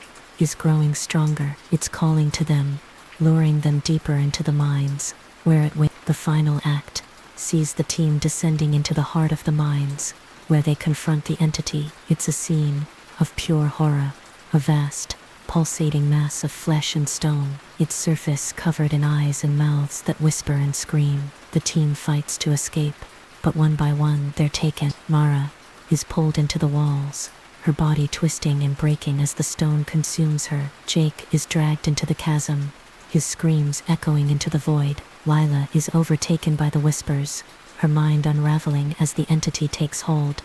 In the end, only Elliot remains. He manages to escape, but he's not the same. The entity has left its mark on him, and he can feel it growing inside him, waiting for the right moment to awaken. Epilogue: The Hollowing. Elliot returns to civilization, but he's a broken man. He tries to tell his story, but no one believes him. The footage is corrupted, the evidence inconclusive, and then, one night, he hears it, the thrumming, faint but unmistakable. It's coming from the ground beneath his feet. The story ends with Elliot standing at the edge of a newly formed sinkhole, the whispers growing louder, the ground trembling beneath him. He knows what's coming. He knows he can't stop it, and as the earth opens up to claim him, he realizes the truth.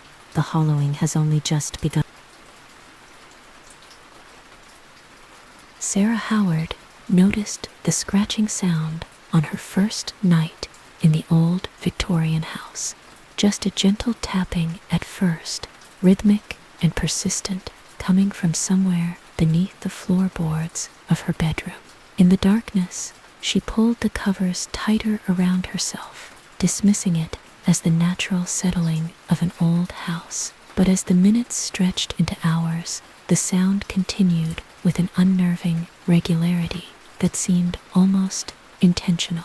As the curator of the local historical society in the small town of Millfield, Sarah had been thrilled to inherit her great-aunt Eleanor's home, a sprawling Victorian estate with a rich history dating back to the 1880s. The inheritance had come at the perfect time. At 34, Sarah had been growing restless in her cramped apartment, and the prospect of owning such a historically significant property aligned perfectly with her professional interests. "You're so lucky," her colleague Martin had said when she shared the news. "The Howard estate is practically a landmark. I've always wondered what it looks like inside." What Martin didn't know, what no one knew, was that Sarah had never actually visited the house before. Great-aunt Eleanor had been a reclusive figure in the Howard family, seldom attending gatherings and never inviting relatives to her home. Sarah had only a handful of childhood memories of the woman, a stern face framed by silver hair, the scent of lavender perfume, and a peculiar silver locket that Eleanor always wore around her neck. So when Sarah received the call from Eleanor's attorney, informing her that she was the sole beneficiary of her great-aunt's estate, she had been both surprised and intrigued. "Miss Howard left explicit instructions that the property should go to you," the attorney, Mr. Reeves, had explained. "She was quite insistent about it." "But why me?" Sarah had asked. "We barely knew each other." Mr. Reeves had adjusted his glasses, peering at her over the rims. "She mentioned your work at the Historical Society. She believed you would appreciate the house's history." Now, as Sarah lay in bed, listening to the persistent scratching, she wondered what exactly Eleanor had meant by that. The house had been in the Howard family for generations, passed down through a line of female relatives. But beyond that, Sarah knew little about its history or why Eleanor had chosen her as its next caretaker.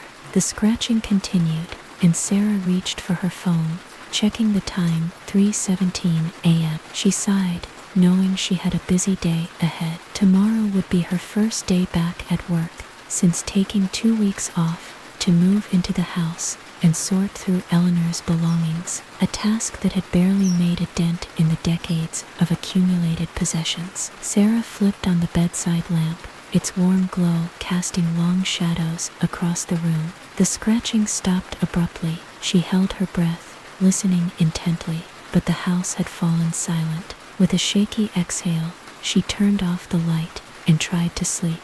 Morning came too quickly, sunlight streaming through the lace curtains that had hung in the bedroom for decades. Sarah had insisted on keeping most of the original furnishings, wanting to preserve the house's historical integrity. Now, in the harsh light of day, the ornate furniture and faded wallpaper seemed less charming and more oppressive. Over breakfast, a hurried affair of toast and coffee in the cavernous kitchen, Sarah made a mental note to call an exterminator.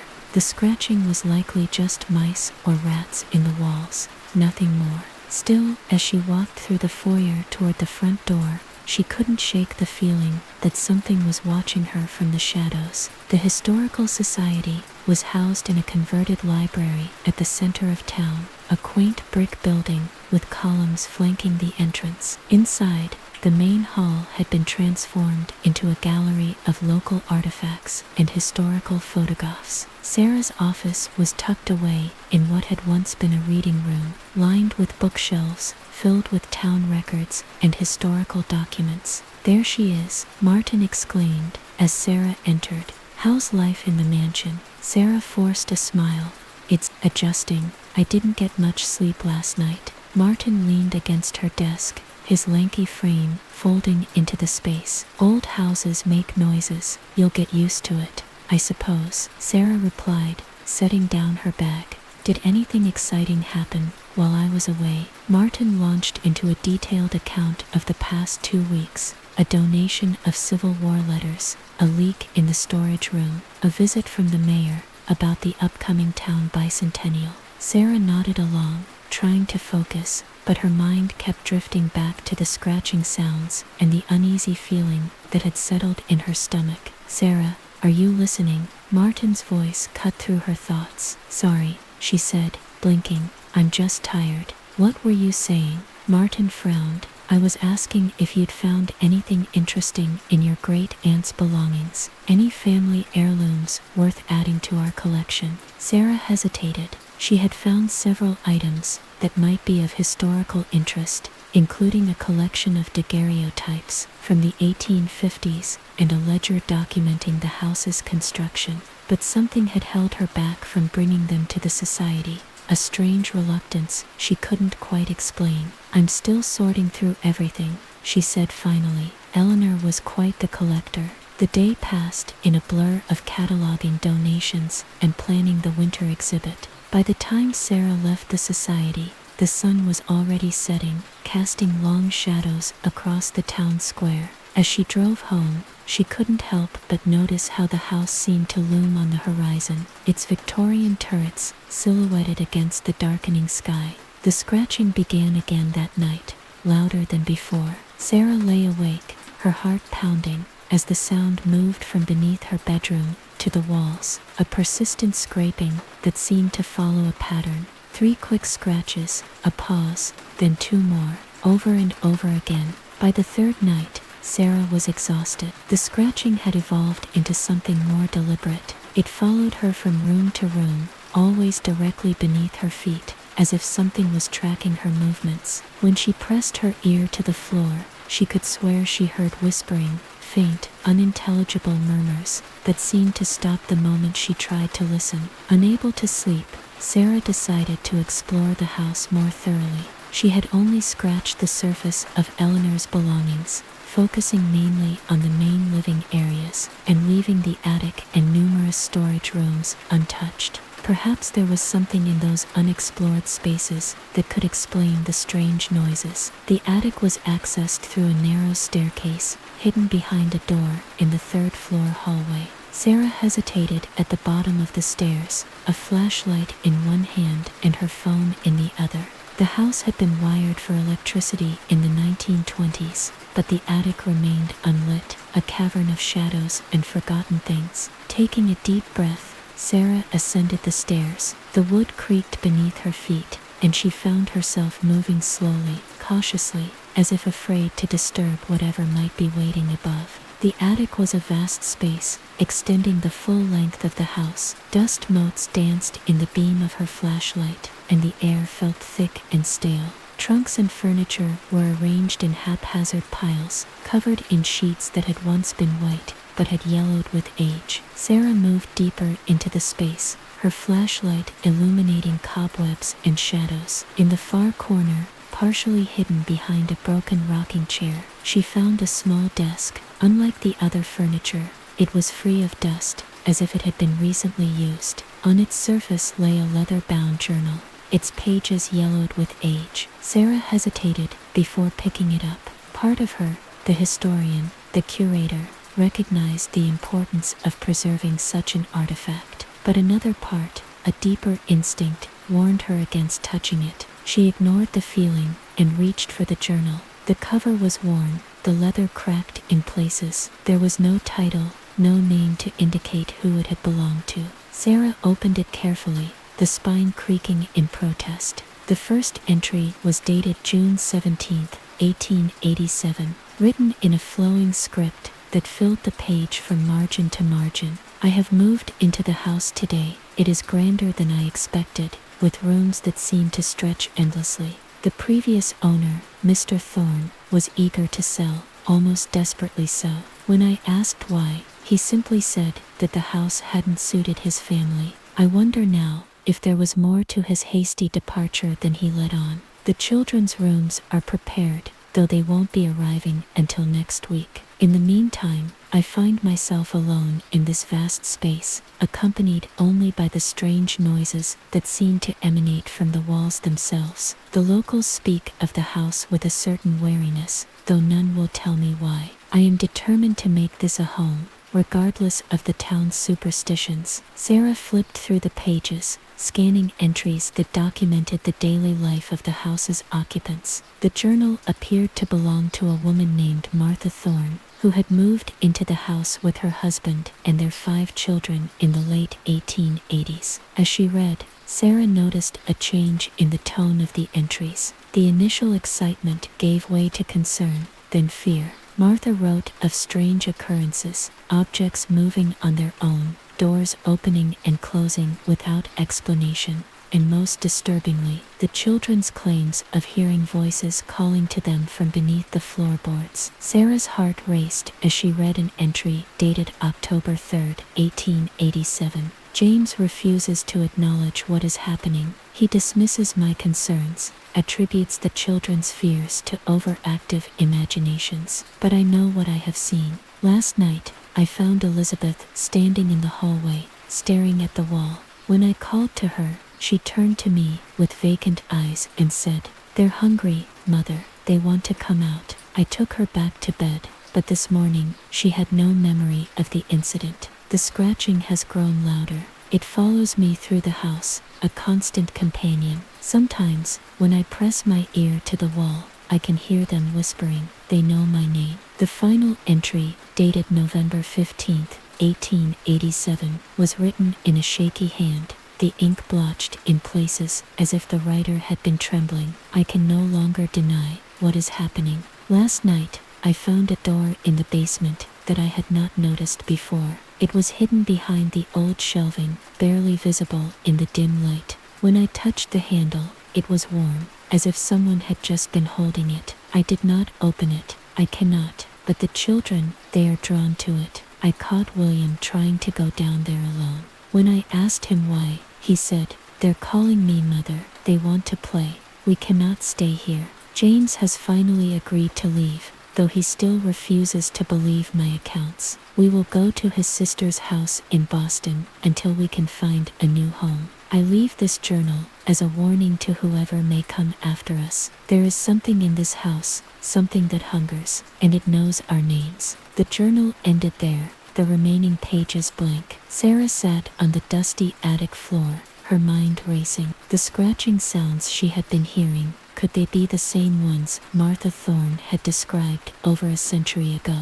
A sudden noise from below made her jump. It was the scratching again, louder now, more insistent. Sarah hastily closed the journal and tucked it into her pocket, her heart pounding as she made her way back down the attic stairs. The next morning, Sarah called in sick to work. She needed time to process what she had read, to make sense of the strange parallels between Martha Thorne's experiences and her own. But more than that, she needed to understand why Eleanor had chosen her to inherit the house. Sarah began researching the house's history, discovering that her great-aunt had been suspiciously tight-lipped about the property's past. The local archives revealed a disturbing pattern. Every previous owner had moved out within 2 years, often abandoning valuable possessions in their haste to leave. The Thornes had been the first to leave abruptly, followed by the Wilsons in 1890, the Carpenters in 1892,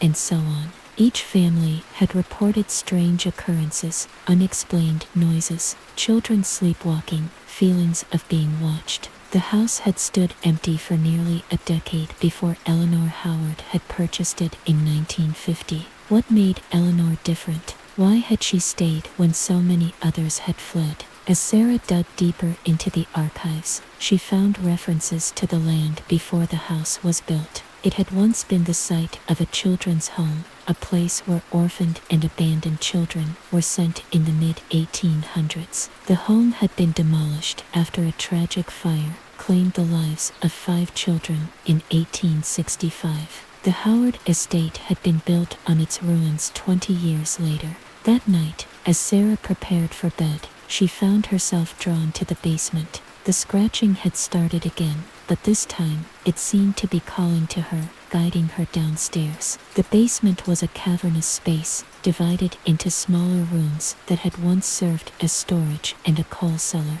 Sarah moved through the darkness with her flashlight, following the sound. In the farthest corner, behind a set of old shelves just as Martha Thorne had described, Sarah noticed a discoloration in the wall. When she moved the shelves aside, she found no door, but the outline of one was visible in the plaster, as if it had been sealed over. The scratching was loudest here, directly behind the wall. Sarah pressed her ear against the cool surface, listening intently. At first there was nothing but the scratching, then so faint she almost missed it. A voice. "Sarah," she jerked back, her heart racing. The voice had been childlike, a whisper that seemed to come from inches away, but there was no one there, just the sealed outline of a door in an old basement wall. Over the next few days, Sarah continued her research, splitting her time between the archives and the house. She discovered that the children's home had been run by a woman named Elizabeth Crane,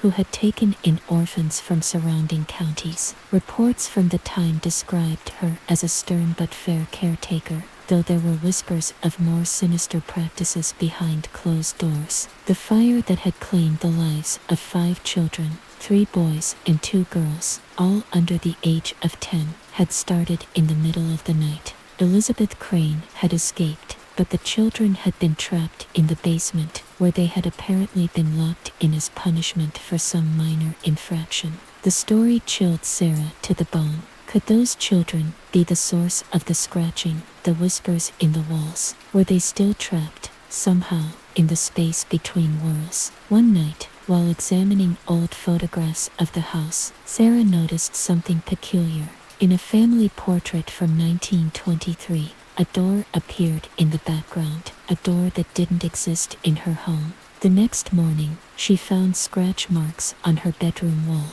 revealing the outline of that very same door. Sarah traced the marks with her fingers, feeling a strange energy emanating from them. The scratching had been silent that night, but now she could hear it again, directly behind the wall. Without thinking, she pressed against the plaster, and to her surprise, it gave way easily, crumbling to reveal a hidden door. The door was old, its wood dark with age. There was no handle, just a small indentation where one might have been. Sarah hesitated, remembering Martha Thorne's warning, but the scratching continued, insistent, almost desperate. "Sarah," the voice was clearer now, a child's plea. "Help us." Sarah pushed the door open. Behind it was a narrow staircase, descending into darkness. The air that wafted up was cold and damp, carrying the scent of earth and something else, something older, more primal. When she finally worked up the courage to break through the plaster, Sarah discovered a narrow staircase leading down to a hidden sub-basement.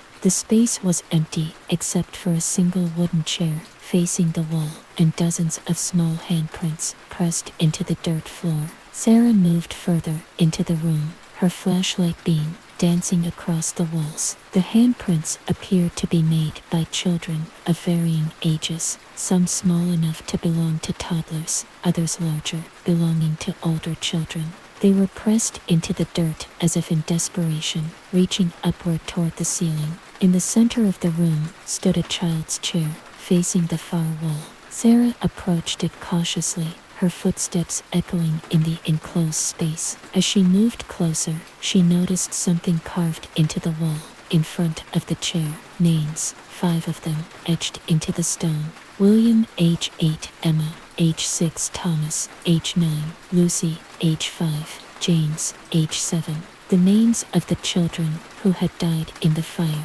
Sarah realized with a chill. But why were they here, in this hidden room beneath her house, and why had Eleanor kept this place sealed away? As if in answer to her unspoken questions, the scratching started again, this time from all around her. Sarah spun around, her flashlight beam cutting through the darkness. The handprints on the walls seemed to shift, as if the dirt was freshly disturbed. "Who's there?" she called, her voice echoing in the confined space. "What do you want?" The scratching stopped abruptly, replaced by a heavy silence. Then, so faint she almost thought she imagined it, came a child's laughter. It started as a giggle, then grew into a chorus of voices, each one distinct yet blending together in a haunting melody that seemed to come from everywhere and nowhere at once. Sarah backed toward the stairs, her heart pounding. The laughter followed her, growing louder with each step until it was ringing in her ears, a cacophony of childish delight that bordered on madness. She stumbled up the stairs, slamming the hidden door behind her. The laughter cut off instantly, leaving only the sound of her ragged breathing in the silence of the house. That night, the scratching stopped completely. Instead, Sarah heard footsteps, small, light footsteps, moving through the house. When she awoke the next morning, she found a child's drawing on her nightstand, depicting a stick figure family with a sixth member crossed out. The paper was yellowed with age, the crayon marks faded, but the image was clear. 5 figures holding hands, with a sixth figure off to the side, a large X drawn through it. Sarah took the drawing to work with her, hoping Martin might have some insight. As the assistant curator, he had a knack for identifying historical artifacts that often surpassed her own expertise. "This is old," Martin said, examining the drawing under a magnifying glass. The paper composition and the type of crayon used, I'd say late 19th century, possibly early. Could it be from the children's home that used to be on the property? Sarah asked, trying to keep her voice steady. Martin looked up, surprised. "You know about that? I've been researching the history of the house," Sarah explained. "I found out it was built on the site of an orphanage that burned down in." Martin hesitated, setting down the magnifying glass. "There's something you should know about that fire," he said finally. "It wasn't an accident." Sarah's blood ran cold. "What do you mean?" "There were rumors at the time," Martin continued, his voice low. "Elizabeth Crane, the woman who ran the orphanage, was suspected of mistreating the children. Some even said she was involved in occult practices." "Occult," Sarah repeated, her mind racing back to the hidden room, the handprints, the whispers in the walls. Martin nodded grimly. The fire was ruled an accident officially, but there were those who believed Elizabeth started it deliberately to cover up what she'd been doing. 5 children died, but there should have been 6 in the home that night. "What happened to the 6th child?" Sarah asked, though she feared she already knew the answer. "No one knows," Martin replied. "The child simply vanished." Some speculated that Elizabeth had sacrificed the child in some dark ritual, and the fire was set to destroy the evidence. Others thought the child might have escaped and run away. Sarah thought of the drawing, the crossed-out 6th figure. "Do you know the names of the children who died?" Martin hesitated, then reached for a filing cabinet behind his desk. "We have records of the orphanage. Let me see." He pulled out a folder, thumbing through yellowed pages, until he found what he was looking for. Here it is. The victims were William Turner, Emma Blackwood, Thomas Grant, Lucy Pembroke, and James Harrison, the same names carved into the wall of the hidden room. Sarah felt a chill run down her spine. "And the 6th child, the one who disappeared." Martin consulted the records again. "A girl named Eleanor Crane, Elizabeth's daughter." Sarah's mind reeled. Eleanor Crane, her great-aunt's name had been Eleanor Howard, but could she have been the same person? The timeline didn't make sense. Eleanor Crane would have been over 150 years old, but the connection was too strong to ignore. "What happened to Elizabeth Crane after the fire?" Sarah asked. "She disappeared," Martin replied.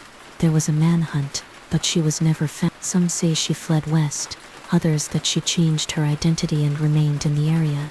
Sarah thanked Martin for his help and left the Historical Society early, her mind buzzing with questions. As she drove home, she couldn't shake the feeling that she was being watched, that something was following her, waiting for her to uncover the truth.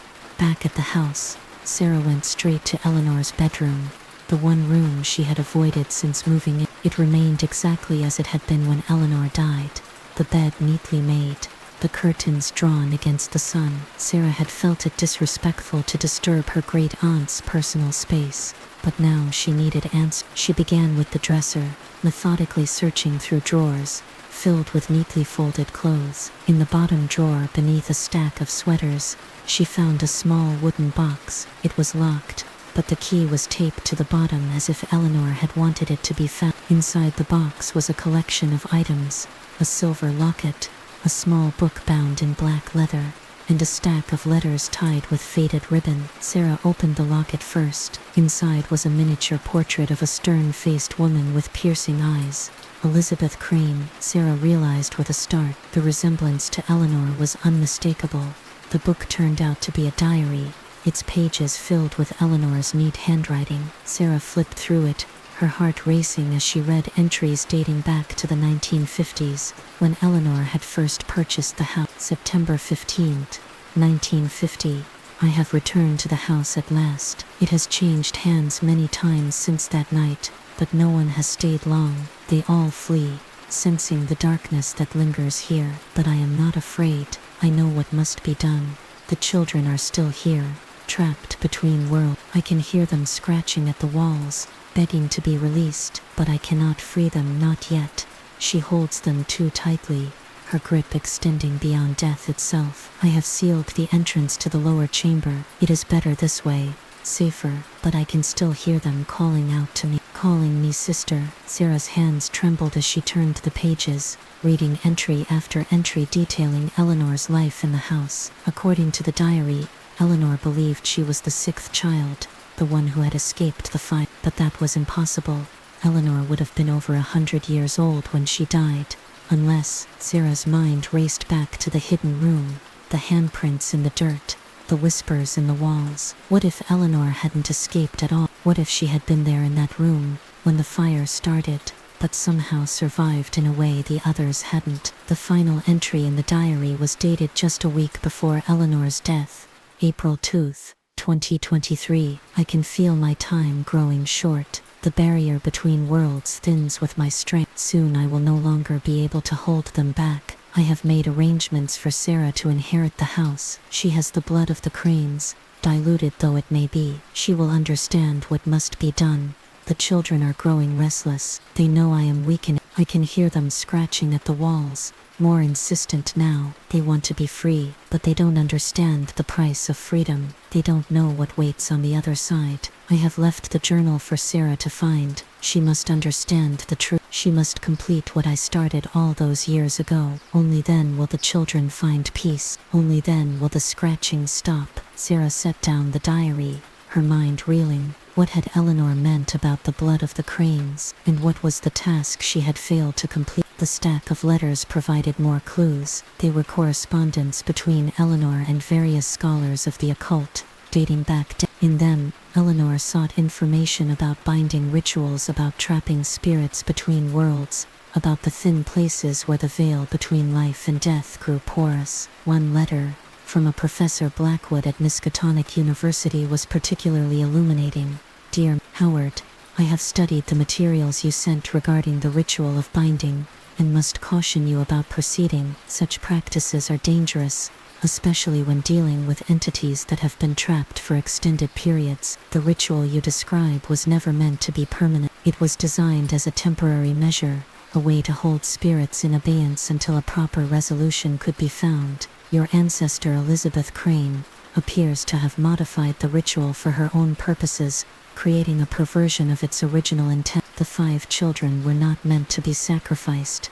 They were meant to be channeled, their energy used to extend her own life. The 6th child, the one you believe to be yourself, was intended as the vessel, the bridge between worlds. If you are indeed that child, then you have been living on borrowed time. The ritual must be completed, or the consequences will be dire. The spirits of the children will remain trapped, their anger and confusion growing with each passing year. They will seek release, and when they find it, they will bring something else with them, something that has been waiting in the darkness between worlds. I urge you to reconsider your course of action. Some doors are better left closed. Sincerely, Thaddeus Blackwood. Sarah sat on Eleanor's bed, the letter clutched in her trembling hands. Could it be true? Had Elizabeth Crane sacrificed 5 children to extend her own life and the life of her daughter? And if Eleanor was indeed that daughter, then what did that make Sarah? The scratching started again, louder than ever before. It seemed to come from everywhere at once. The walls, the floor, the ceiling. Sarah covered her ears, but the sound only grew more insistent. And then, cutting through the noise, came a child's voice. "Sarah, we've been waiting for you." Sarah whirled around, searching for the source of the voice. In the corner of the room stood a small figure, barely visible in the fading light. A child, a boy of about 8, with hollow eyes and pale skin. "William," Sarah whispered, remembering the names carved in the hidden room. The child smiled, but there was no warmth in it. "She promised to let us go," he said, his voice echoing strangely in the room. "Eleanor promised, but she lied, just like her mother." "I don't understand," Sarah said, her heart pounding. "What do you want from me?" The child's form flickered, like a candle in a breeze. "We want to be free," he said. "We've been trapped for so long, Sarah, so long in the darkness. But you can help us." "How?" Sarah asked, her voice barely audible. "Complete the ritual," William said. "Finish what Eleanor started. Set us free." With that, the child vanished, leaving Sarah alone in the gathering darkness. The scratching had stopped, replaced by an eerie silence that seemed to press in from all sides. The police investigation found no evidence of anyone entering the house, and ground-penetrating radar showed no anomalies beneath the foundation. But Sarah knew better. She began leaving her voice recorder running at night, capturing hours of silence punctuated by brief moments of what sounded like children laughing. Over the next few weeks, Sarah delved deeper into the mystery of the house. She read every book on the occult she could find, searching for information about the ritual of binding that Professor Blackwood had mentioned. She discovered that it was an ancient practice, dating back to pre-Christian Europe, designed to temporarily hold spirits in a liminal space until they could be properly guided to the afterlife. But Elizabeth Crane had corrupted the ritual, using it to trap the spirits of the children and siphon their life force to extend her own existence. The ritual required a vessel, a living person with a connection to the spirits, to act as a bridge. Eleanor had been that vessel, the 6th child, her mother's daughter, and now it seemed Sarah was meant to take Eleanor's place. The children appeared to her more frequently now, not just William but all 5 of them. They would stand at the foot of her bed, their forms flickering in and out of visibility, their voices a chorus of whispers that filled her dreams. "Help us, Sarah. Set us free. Complete the ritual." Sarah became obsessed with finding a way to release the children without becoming a vessel herself. She consulted with mediums and paranormal researchers, but none had encountered anything like what she described. Some suggested cleansing rituals, others advised her to sell the house and never look back. But Sarah couldn't leave. She felt a responsibility to the children, to Eleanor, to the strange legacy that had been passed down to her. And beneath it all, a growing fear that if she didn't resolve the situation, the children would find another way to escape, a way that might have catastrophic consequences. One night, after weeks of research and sleepless nights, Sarah made a decision. She would attempt to complete the ritual, but on her own terms. She would try to free the children without sacrificing herself. In the hidden room beneath the house, Sarah laid out the items she had collected: 5 candles, 1 for each child, a silver bowl filled with water from a natural spring, and a lock of her own hair, a symbol of her connection to the Crane bloodline. She had found the ritual in one of Eleanor's books, a dark grimoire, with pages stained by time and use. The instructions were complex, requiring precise timing and specific words in a language Sarah didn't recognize, but she had practiced memorizing the strange syllables until they flowed from her tongue as naturally as English. As the clock struck midnight, Sarah lit the candles and began the ritual. The air in the room grew thick, charged with an energy that made the hairs on her arms stand on end. The flames of the candles flickered, casting long shadows on the walls that seemed to move of their own accord. Sarah spoke the words, her voice steady despite the fear that gripped her heart. As she reached the final phrase, the candles flared brightly, then extinguished themselves, plunging the room into darkness. In the blackness, Sarah felt a presence, not the children, but something else, something older and more malevolent. It moved around her, a whisper of cold air against her skin, a pressure that seemed to squeeze the breath from her lungs. "Who are you?" Sarah gasped, fumbling for her flashlight. The presence coalesced in front of her, taking the form of a woman with hollow eyes and a cruel smile. Elizabeth Crane, Sarah realized with a chill, the woman who had started it all.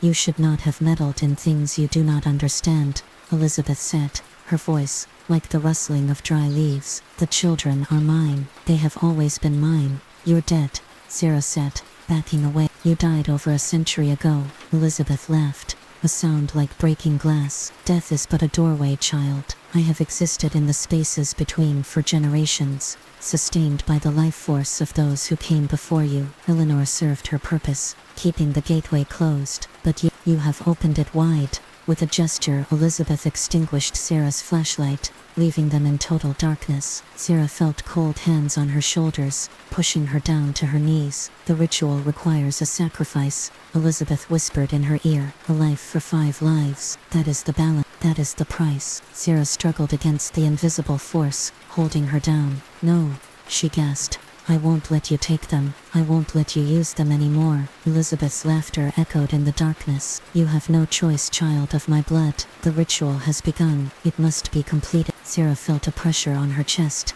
as if something was trying to force its way inside her. She fought against it, drawing on reserves of strength she didn't know she possessed. In her mind, she called out to the children, begging them to help her, and they answered. 5 small forms materialized around her, their ghostly light illuminating the darkness. William, Emma, Thomas, Lucy, and James stood in a circle, their hands joined, their eyes fixed on Elizabeth. "No more," William said, his voice stronger than Sarah had ever heard it. "We won't let you hurt anyone else," Elizabeth hissed, her form flickering. "You are bound to me," she snarled. "You cannot defy me. We are bound to the ritual," Emma corrected, her voice like the chiming of small bells. "Not to you, and the ritual can be broken." The children began to chant, their voices blending into a single sound that seemed to vibrate through Sarah's very bones. Elizabeth screamed, a sound of rage and fear that cut through the chanting. "Stop," she commanded. "You will doom yourself." But the children continued, their forms growing brighter with each word. Sarah felt the pressure on her chest ease, replaced by a warmth that spread through her body. The children were using her as a conduit, she realized, channeling their energy through her to break the binding that held them. With a final, anguished cry, Elizabeth's form shattered like glass, fragments of darkness scattering before dissolving into nothing. The pressure in the room lifted, and Sarah gasped for air, her body trembling with exhaustion. The children stood around her, their forms more solid now, more present. They were no longer the flickering shadows she had seen before, but appeared as they must have in life. William with his tousled hair and serious eyes, Emma in her faded dress, Thomas tall and solemn, Lucy with her rag doll clutched to her chest, and James with his crooked smile. "Is she gone?" Sarah asked, her voice hoarse. William nodded. "For now, but not forever. She exists in the spaces between worlds, as we do, but she is weakened. It will take her time to regain her strength." "What happens now?" Sarah looked at each of the children, her heart heavy with the knowledge that they had been trapped for so long. "We remain," Lucy said softly. "We are bound to this place, to the ritual that was never properly completed." "But I thought we broke the ritual," Sarah said, confused. Thomas shook his head. "We broke her hold on us, but the binding remains. We cannot cross over. Not yet. There must be something I can do," Sarah insisted. "Some way to help you find peace." The children exchanged glances, a silent communication passing between them. Finally, William spoke again. "There is a way," he said hesitantly, "but it requires a sacrifice." Sarah's blood ran cold. "What kind of sacrifice?" "Not death," Emma reassured her quickly, "but a tether, someone to anchor us to the world of the living, to guide us to the other side." "A guardian," James added. "Someone with the blood of the Cranes, but a pure heart, someone who chooses the role freely, not forced into it as Eleanor was." Sarah understood then what they were asking. She would need to become their guardian, to take on the responsibility that Eleanor had carried for decades. It would mean binding herself to the house, to the children perhaps for the rest of her life. "How do I do it?" she asked, her decision already made. The ritual was simpler than she expected. In the hidden room, with the children gathered around her, Sarah made a cut on her palm, letting her blood drip into the silver bowl. The children placed their spectral hands in the water, which began to glow with an ethereal light. Sarah spoke the words they taught her, ancient syllables that seemed to resonate with the very foundations of the house. As she completed the final phrase, she felt something shift within her, a connection, a bond that linked her to the 5 small souls around her. "It is done," William said, his form already beginning to fade. "We are bound to you now, and you to us. You will be our guardian, our guide." "For how long?" Sarah asked, watching as the children grew less distinct, their features blurring. "Until we find our way home," Emma's voice echoed, though her form was nearly invisible. "Until the path is clear." And then they were gone, leaving Sarah alone in the hidden room. But she could still feel them, a presence at the edge of her consciousness, 5 small voices that whispered in the back of her mind. The scratching stopped after that night. The house fell silent, peaceful in a way it hadn't been before. Sarah continued her work at the Historical Society, researching the history of the house and the children who had died there. She began to piece together their stories, learning about the lives they had led before they came to the orphanage. William had been the son of a merchant who lost everything in a financial panic. Emma had been abandoned on the steps of a church. Thomas had watched his parents die of influenza. Lucy had been born to a young woman who couldn't care for her. And James had run away from an abusive home, only to find himself in Elizabeth Crane's care. Knowing their stories helped Sarah connect with them, strengthening the bond that tied them together. At night, she would sit in the hidden room, now transformed into a kind of shrine, and talk to them. Sometimes they would appear to her. More often they would communicate through whispers or small gestures, a book falling open to a significant page, a candle lighting itself, a child's laughter echoing down an empty hallway. Months passed this way, a strange coexistence that became Sarah's new normal. She rarely invited friends over, preferring to keep the nature of her home private. Martin from the Historical Society was the only one who knew something of the truth, though even he didn't understand the full extent of her connection to the children. "You seem different," he remarked one day, as they catalogued a donation of Victorian mourning jewelry. "More at peace." Sarah smiled. "I suppose I am. I've made my peace with the house, with its history." Martin studied her for a moment, his eyes concerned. "You know you can talk to me, right? If there's anything happening there, anything unusual." "I know," Sarah said, touched by his concern. "But everything is fine, better than fine actually." And it was, in its own way. The children were no longer trapped in darkness, no longer bound by Elizabeth's corrupted ritual. They were free to move through the house, to exist in a way that was almost like living. And Sarah was learning from them, discovering aspects of history that no book could teach her. But she knew it couldn't last forever. The children were meant to move on, to find whatever waited for them beyond this world, and Sarah was meant to help them do. The answer came in the form of a dream. Sarah saw herself standing at the edge of a vast field, bathed in golden light. In the distance, she could see 5 small figures running and playing, their laughter carried to her on a warm breeze. And beyond them, a door standing alone in the field, its frame ornate, its surface glowing with an inner light. When she woke, Sarah knew what she had to do. The door in her dream was the key, a physical manifestation of the passage the children needed to cross. She would need to create it, to make it real. Over the next few weeks, Sarah scoured Eleanor's books, looking for references to doorways between worlds. She found what she needed in a slim volume, bound in faded red leather, its pages written in a cramped hand that she recognized as Eleanor. The door of transition requires both physical form and spiritual intent. It must be crafted by hand, infused with meaning, and activated through ritual. The location is critical. It must stand at a point where the veil between worlds is thin, a place where death and life have intermingled. The hidden room, Sarah realized, the place where the children had died, where their spirits had been bound for over a century. That was where the door must stand. With Martin's help, though she didn't tell him the true purpose, Sarah acquired the materials she needed.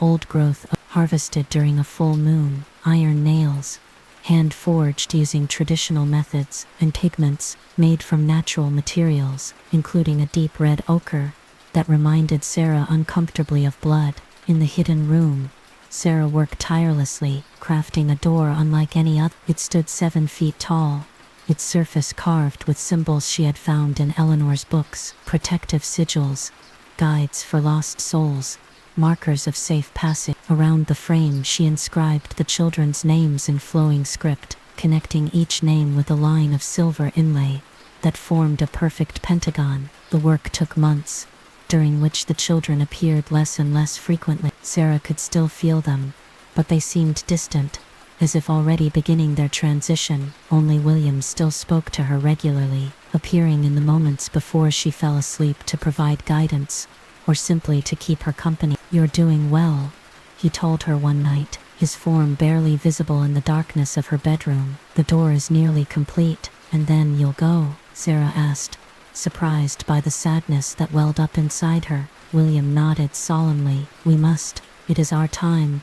Long overdue." "What about Elizabeth?" Sarah couldn't help but ask. "Will she try to stop you?" "She is weakened, but not gone," William admitted. "She will try, but with the door, with your protection, we will be beyond her reach." The final stage of the door's creation required a ritual to be performed at midnight, on the anniversary of the fire that had claimed the children's lives. Sarah prepared carefully, gathering the items needed for the ceremony: 5 white candles, 1 for each child, a silver bowl filled with spring water, symbolizing purification, a lock of her own hair representing her connection to the children, and a small amount of soil from each of the children's graves, which she had visited in the old cemetery on the edge of town. As midnight approached, Sarah arranged the candles in a pentagon around the door, which stood unsupported in the center of the hidden room. She placed the bowl of water before it, adding her hair and the grave soil to create a mixture that glowed faintly in the candlelight. At exactly midnight,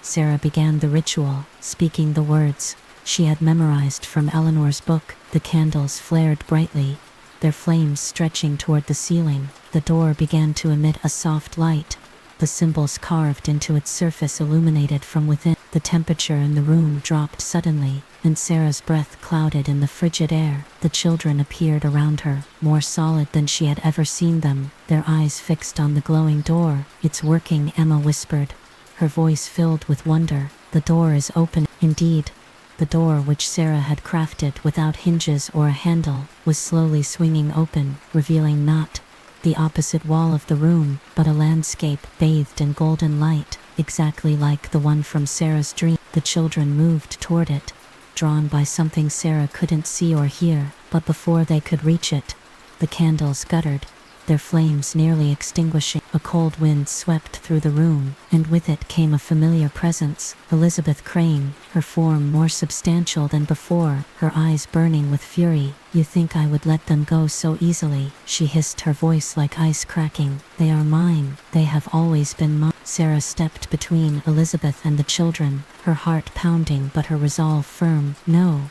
she said, her voice stronger than she felt. "They were never yours. You stole their lives, their futures. You don't get to keep their souls too." Elizabeth laughed, a sound like breaking glass. "And who are you to stop me? A distant relation with a drop of my blood. You are nothing compared to me." With a gesture, Elizabeth extinguished the candles, plunging the room into darkness, save for the glow from the open door. Sarah felt a pressure around her throat, invisible hands squeezing the breath from her lungs. "I should have dealt with you from the beginning," Elizabeth snarled, her face inches from Sarah's. "Just as I dealt with those who came before you. A quick death, a spirit to add to my collection." Sarah struggled against the invisible grip, her vision beginning to dim. Behind Elizabeth, she could see the children, their forms flickering as they tried to reach her. The door was still open, the golden light still beckoning, but the children wouldn't leave without her. With the last of her strength,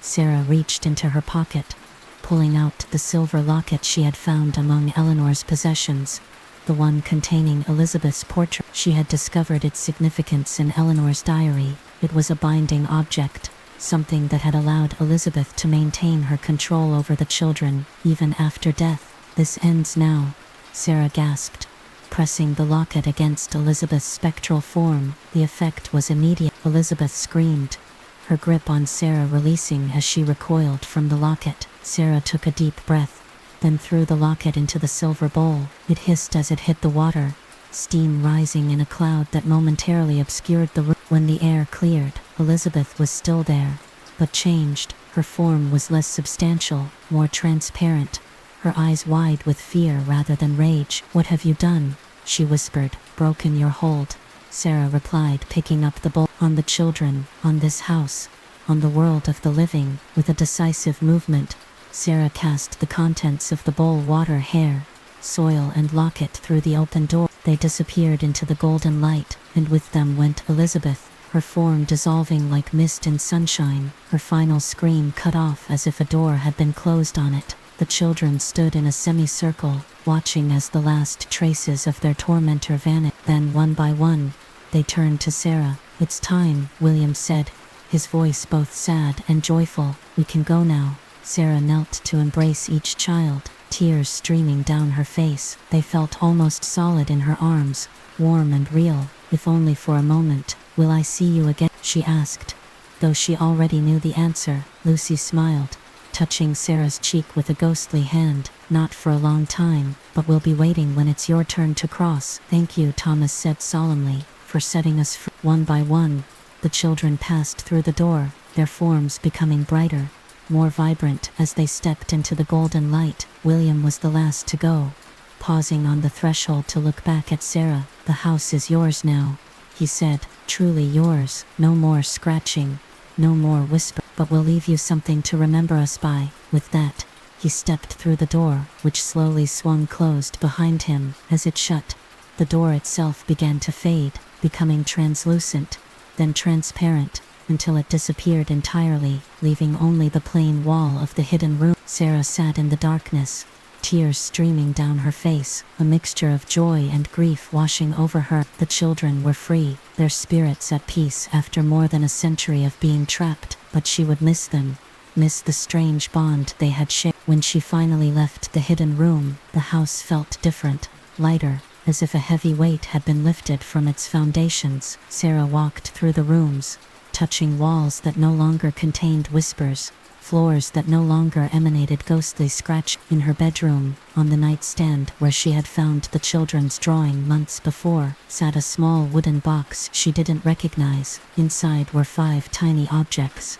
a carved wooden soldier, a ribbon-tied lock of hair, a smooth riverstone, a porcelain doll's hand, and a brass butt. Mementos from each child, gifts left behind to remember them by. 3 months later, Sarah disappeared without a trace. Authorities discovered her journal, the final entry reading, "They're not trying to get out, they're inviting me in, and I think I'm going to accept." Martin was the first to notice her absence when she failed to show up for work 3 days in a row. He went to the house finding it locked and silent. When the police finally broke in, they found no signs of struggle, no evidence of foul play. Sarah's car was in the garage, her purse on the kitchen counter, her phone on the nightstand. It was as if she had simply vanished. The police investigation found no evidence of anyone entering the house, and ground-penetrating radar showed no anomalies beneath the foundation. The hidden room remained undiscovered, its entrance once again sealed behind wall plaster that showed no signs of disturbance. Martin,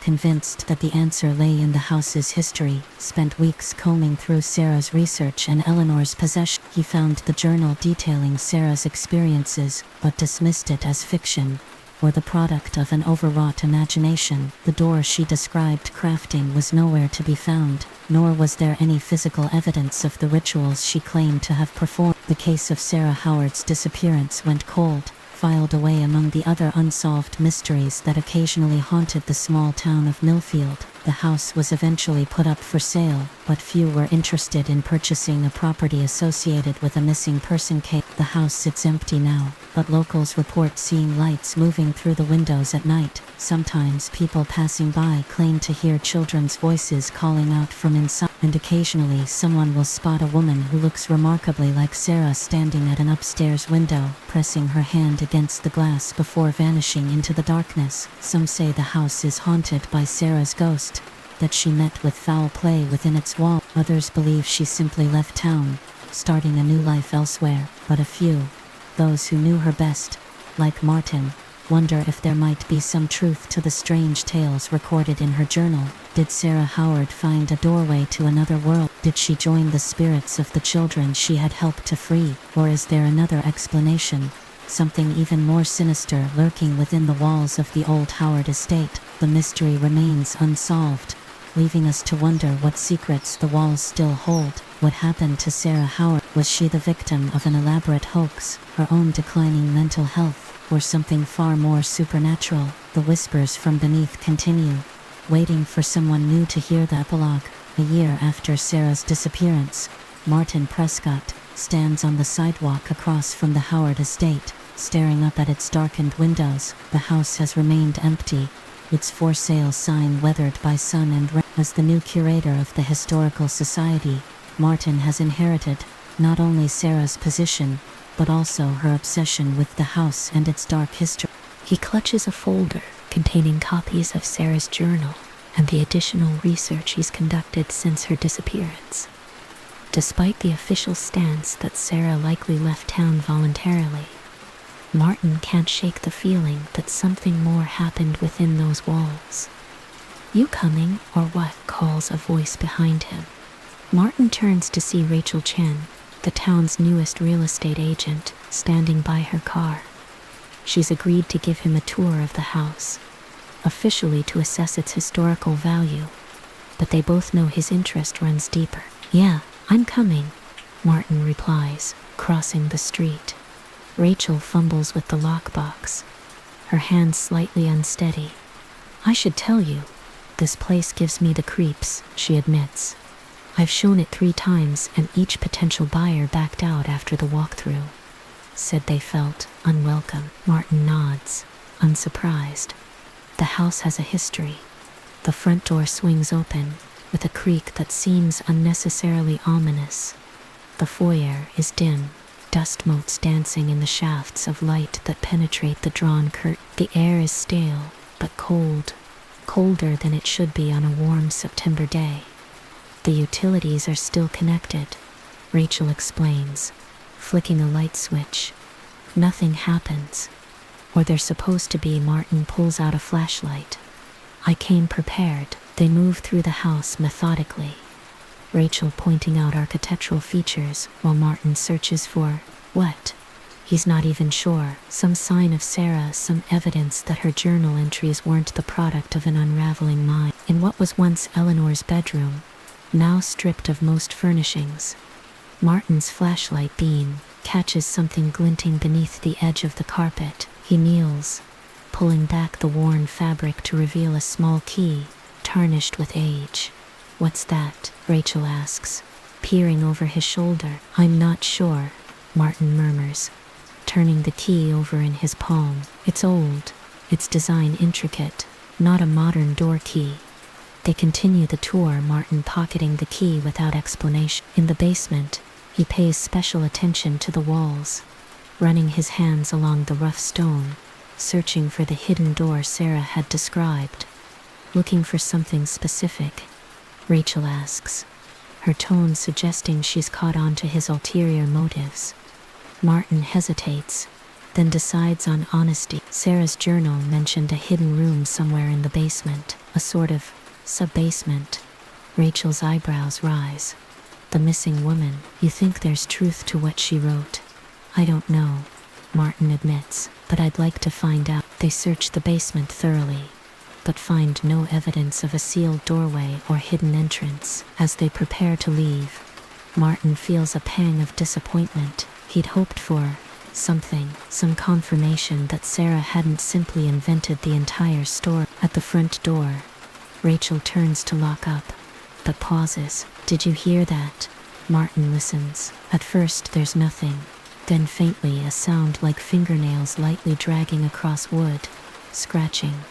"Probably mice," Rachel says, but her voice lacks conviction. As they step outside, Martin glances back at the house for just a moment, so briefly he might have imagined it.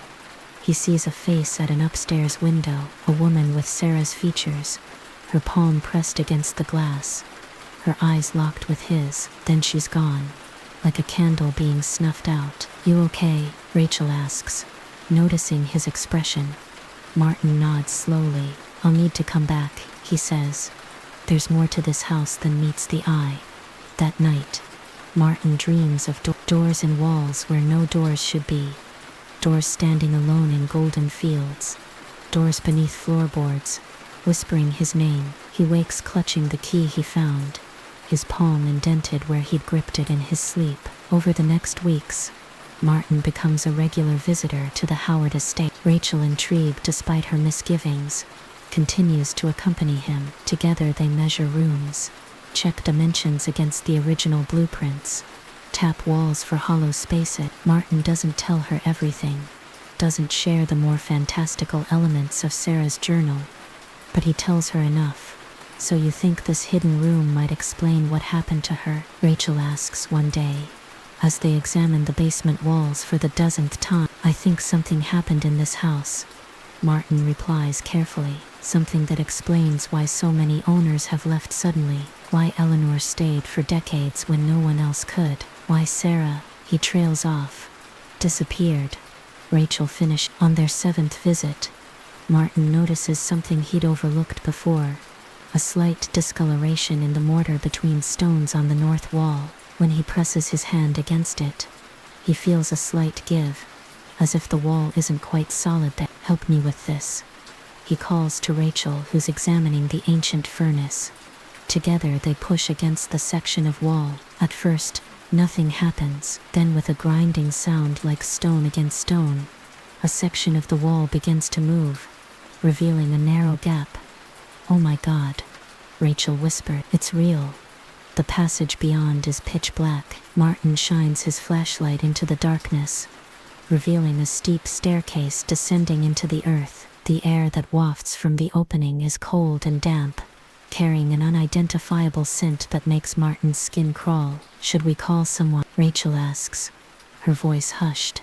"The police." Martin shakes his head. "Not yet. Let's see what's down there first." The stairs creak beneath their weight, the wood aged but surprisingly solid. At the bottom lies a small room, exactly as Sarah described it in her journal. Dirt floor, stone walls, and dozens of small handprints pressed into the soil. In the center stands a wooden chair, facing the far wall, where 5 names are carved into the stone: William, Emma, Thomas, Lucy and Jane, the children from the orphanage.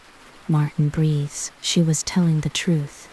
Rachel runs her fingers over the carved names, her expression troubled. "What happened here?" Martin is about to answer when he notices something else.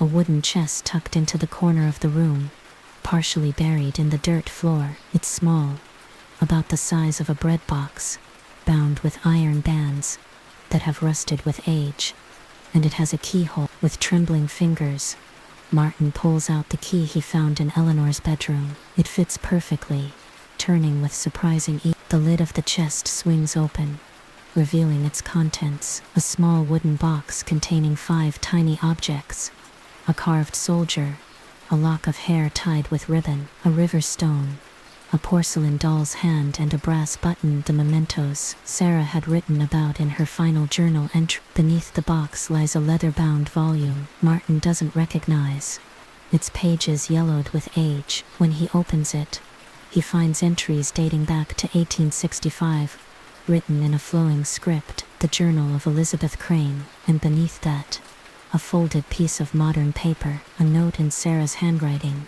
"Martin, if you're reading this, you found the room. I knew if anyone would follow my trail, it would be you. There are things I couldn't put in my journal, things too dangerous to commit to paper where anyone might read them. Elizabeth isn't gone. The ritual weakened her, but didn't destroy her. She'll come back, gather her strength, and when she does, she'll need new vessels, new souls to feed her hunger. The children are safe now, beyond her reach, but the door remains. Martin invisible but not gone. I've learned how to open it. By the time you read this, I will have passed through, joining the children in whatever waits beyond.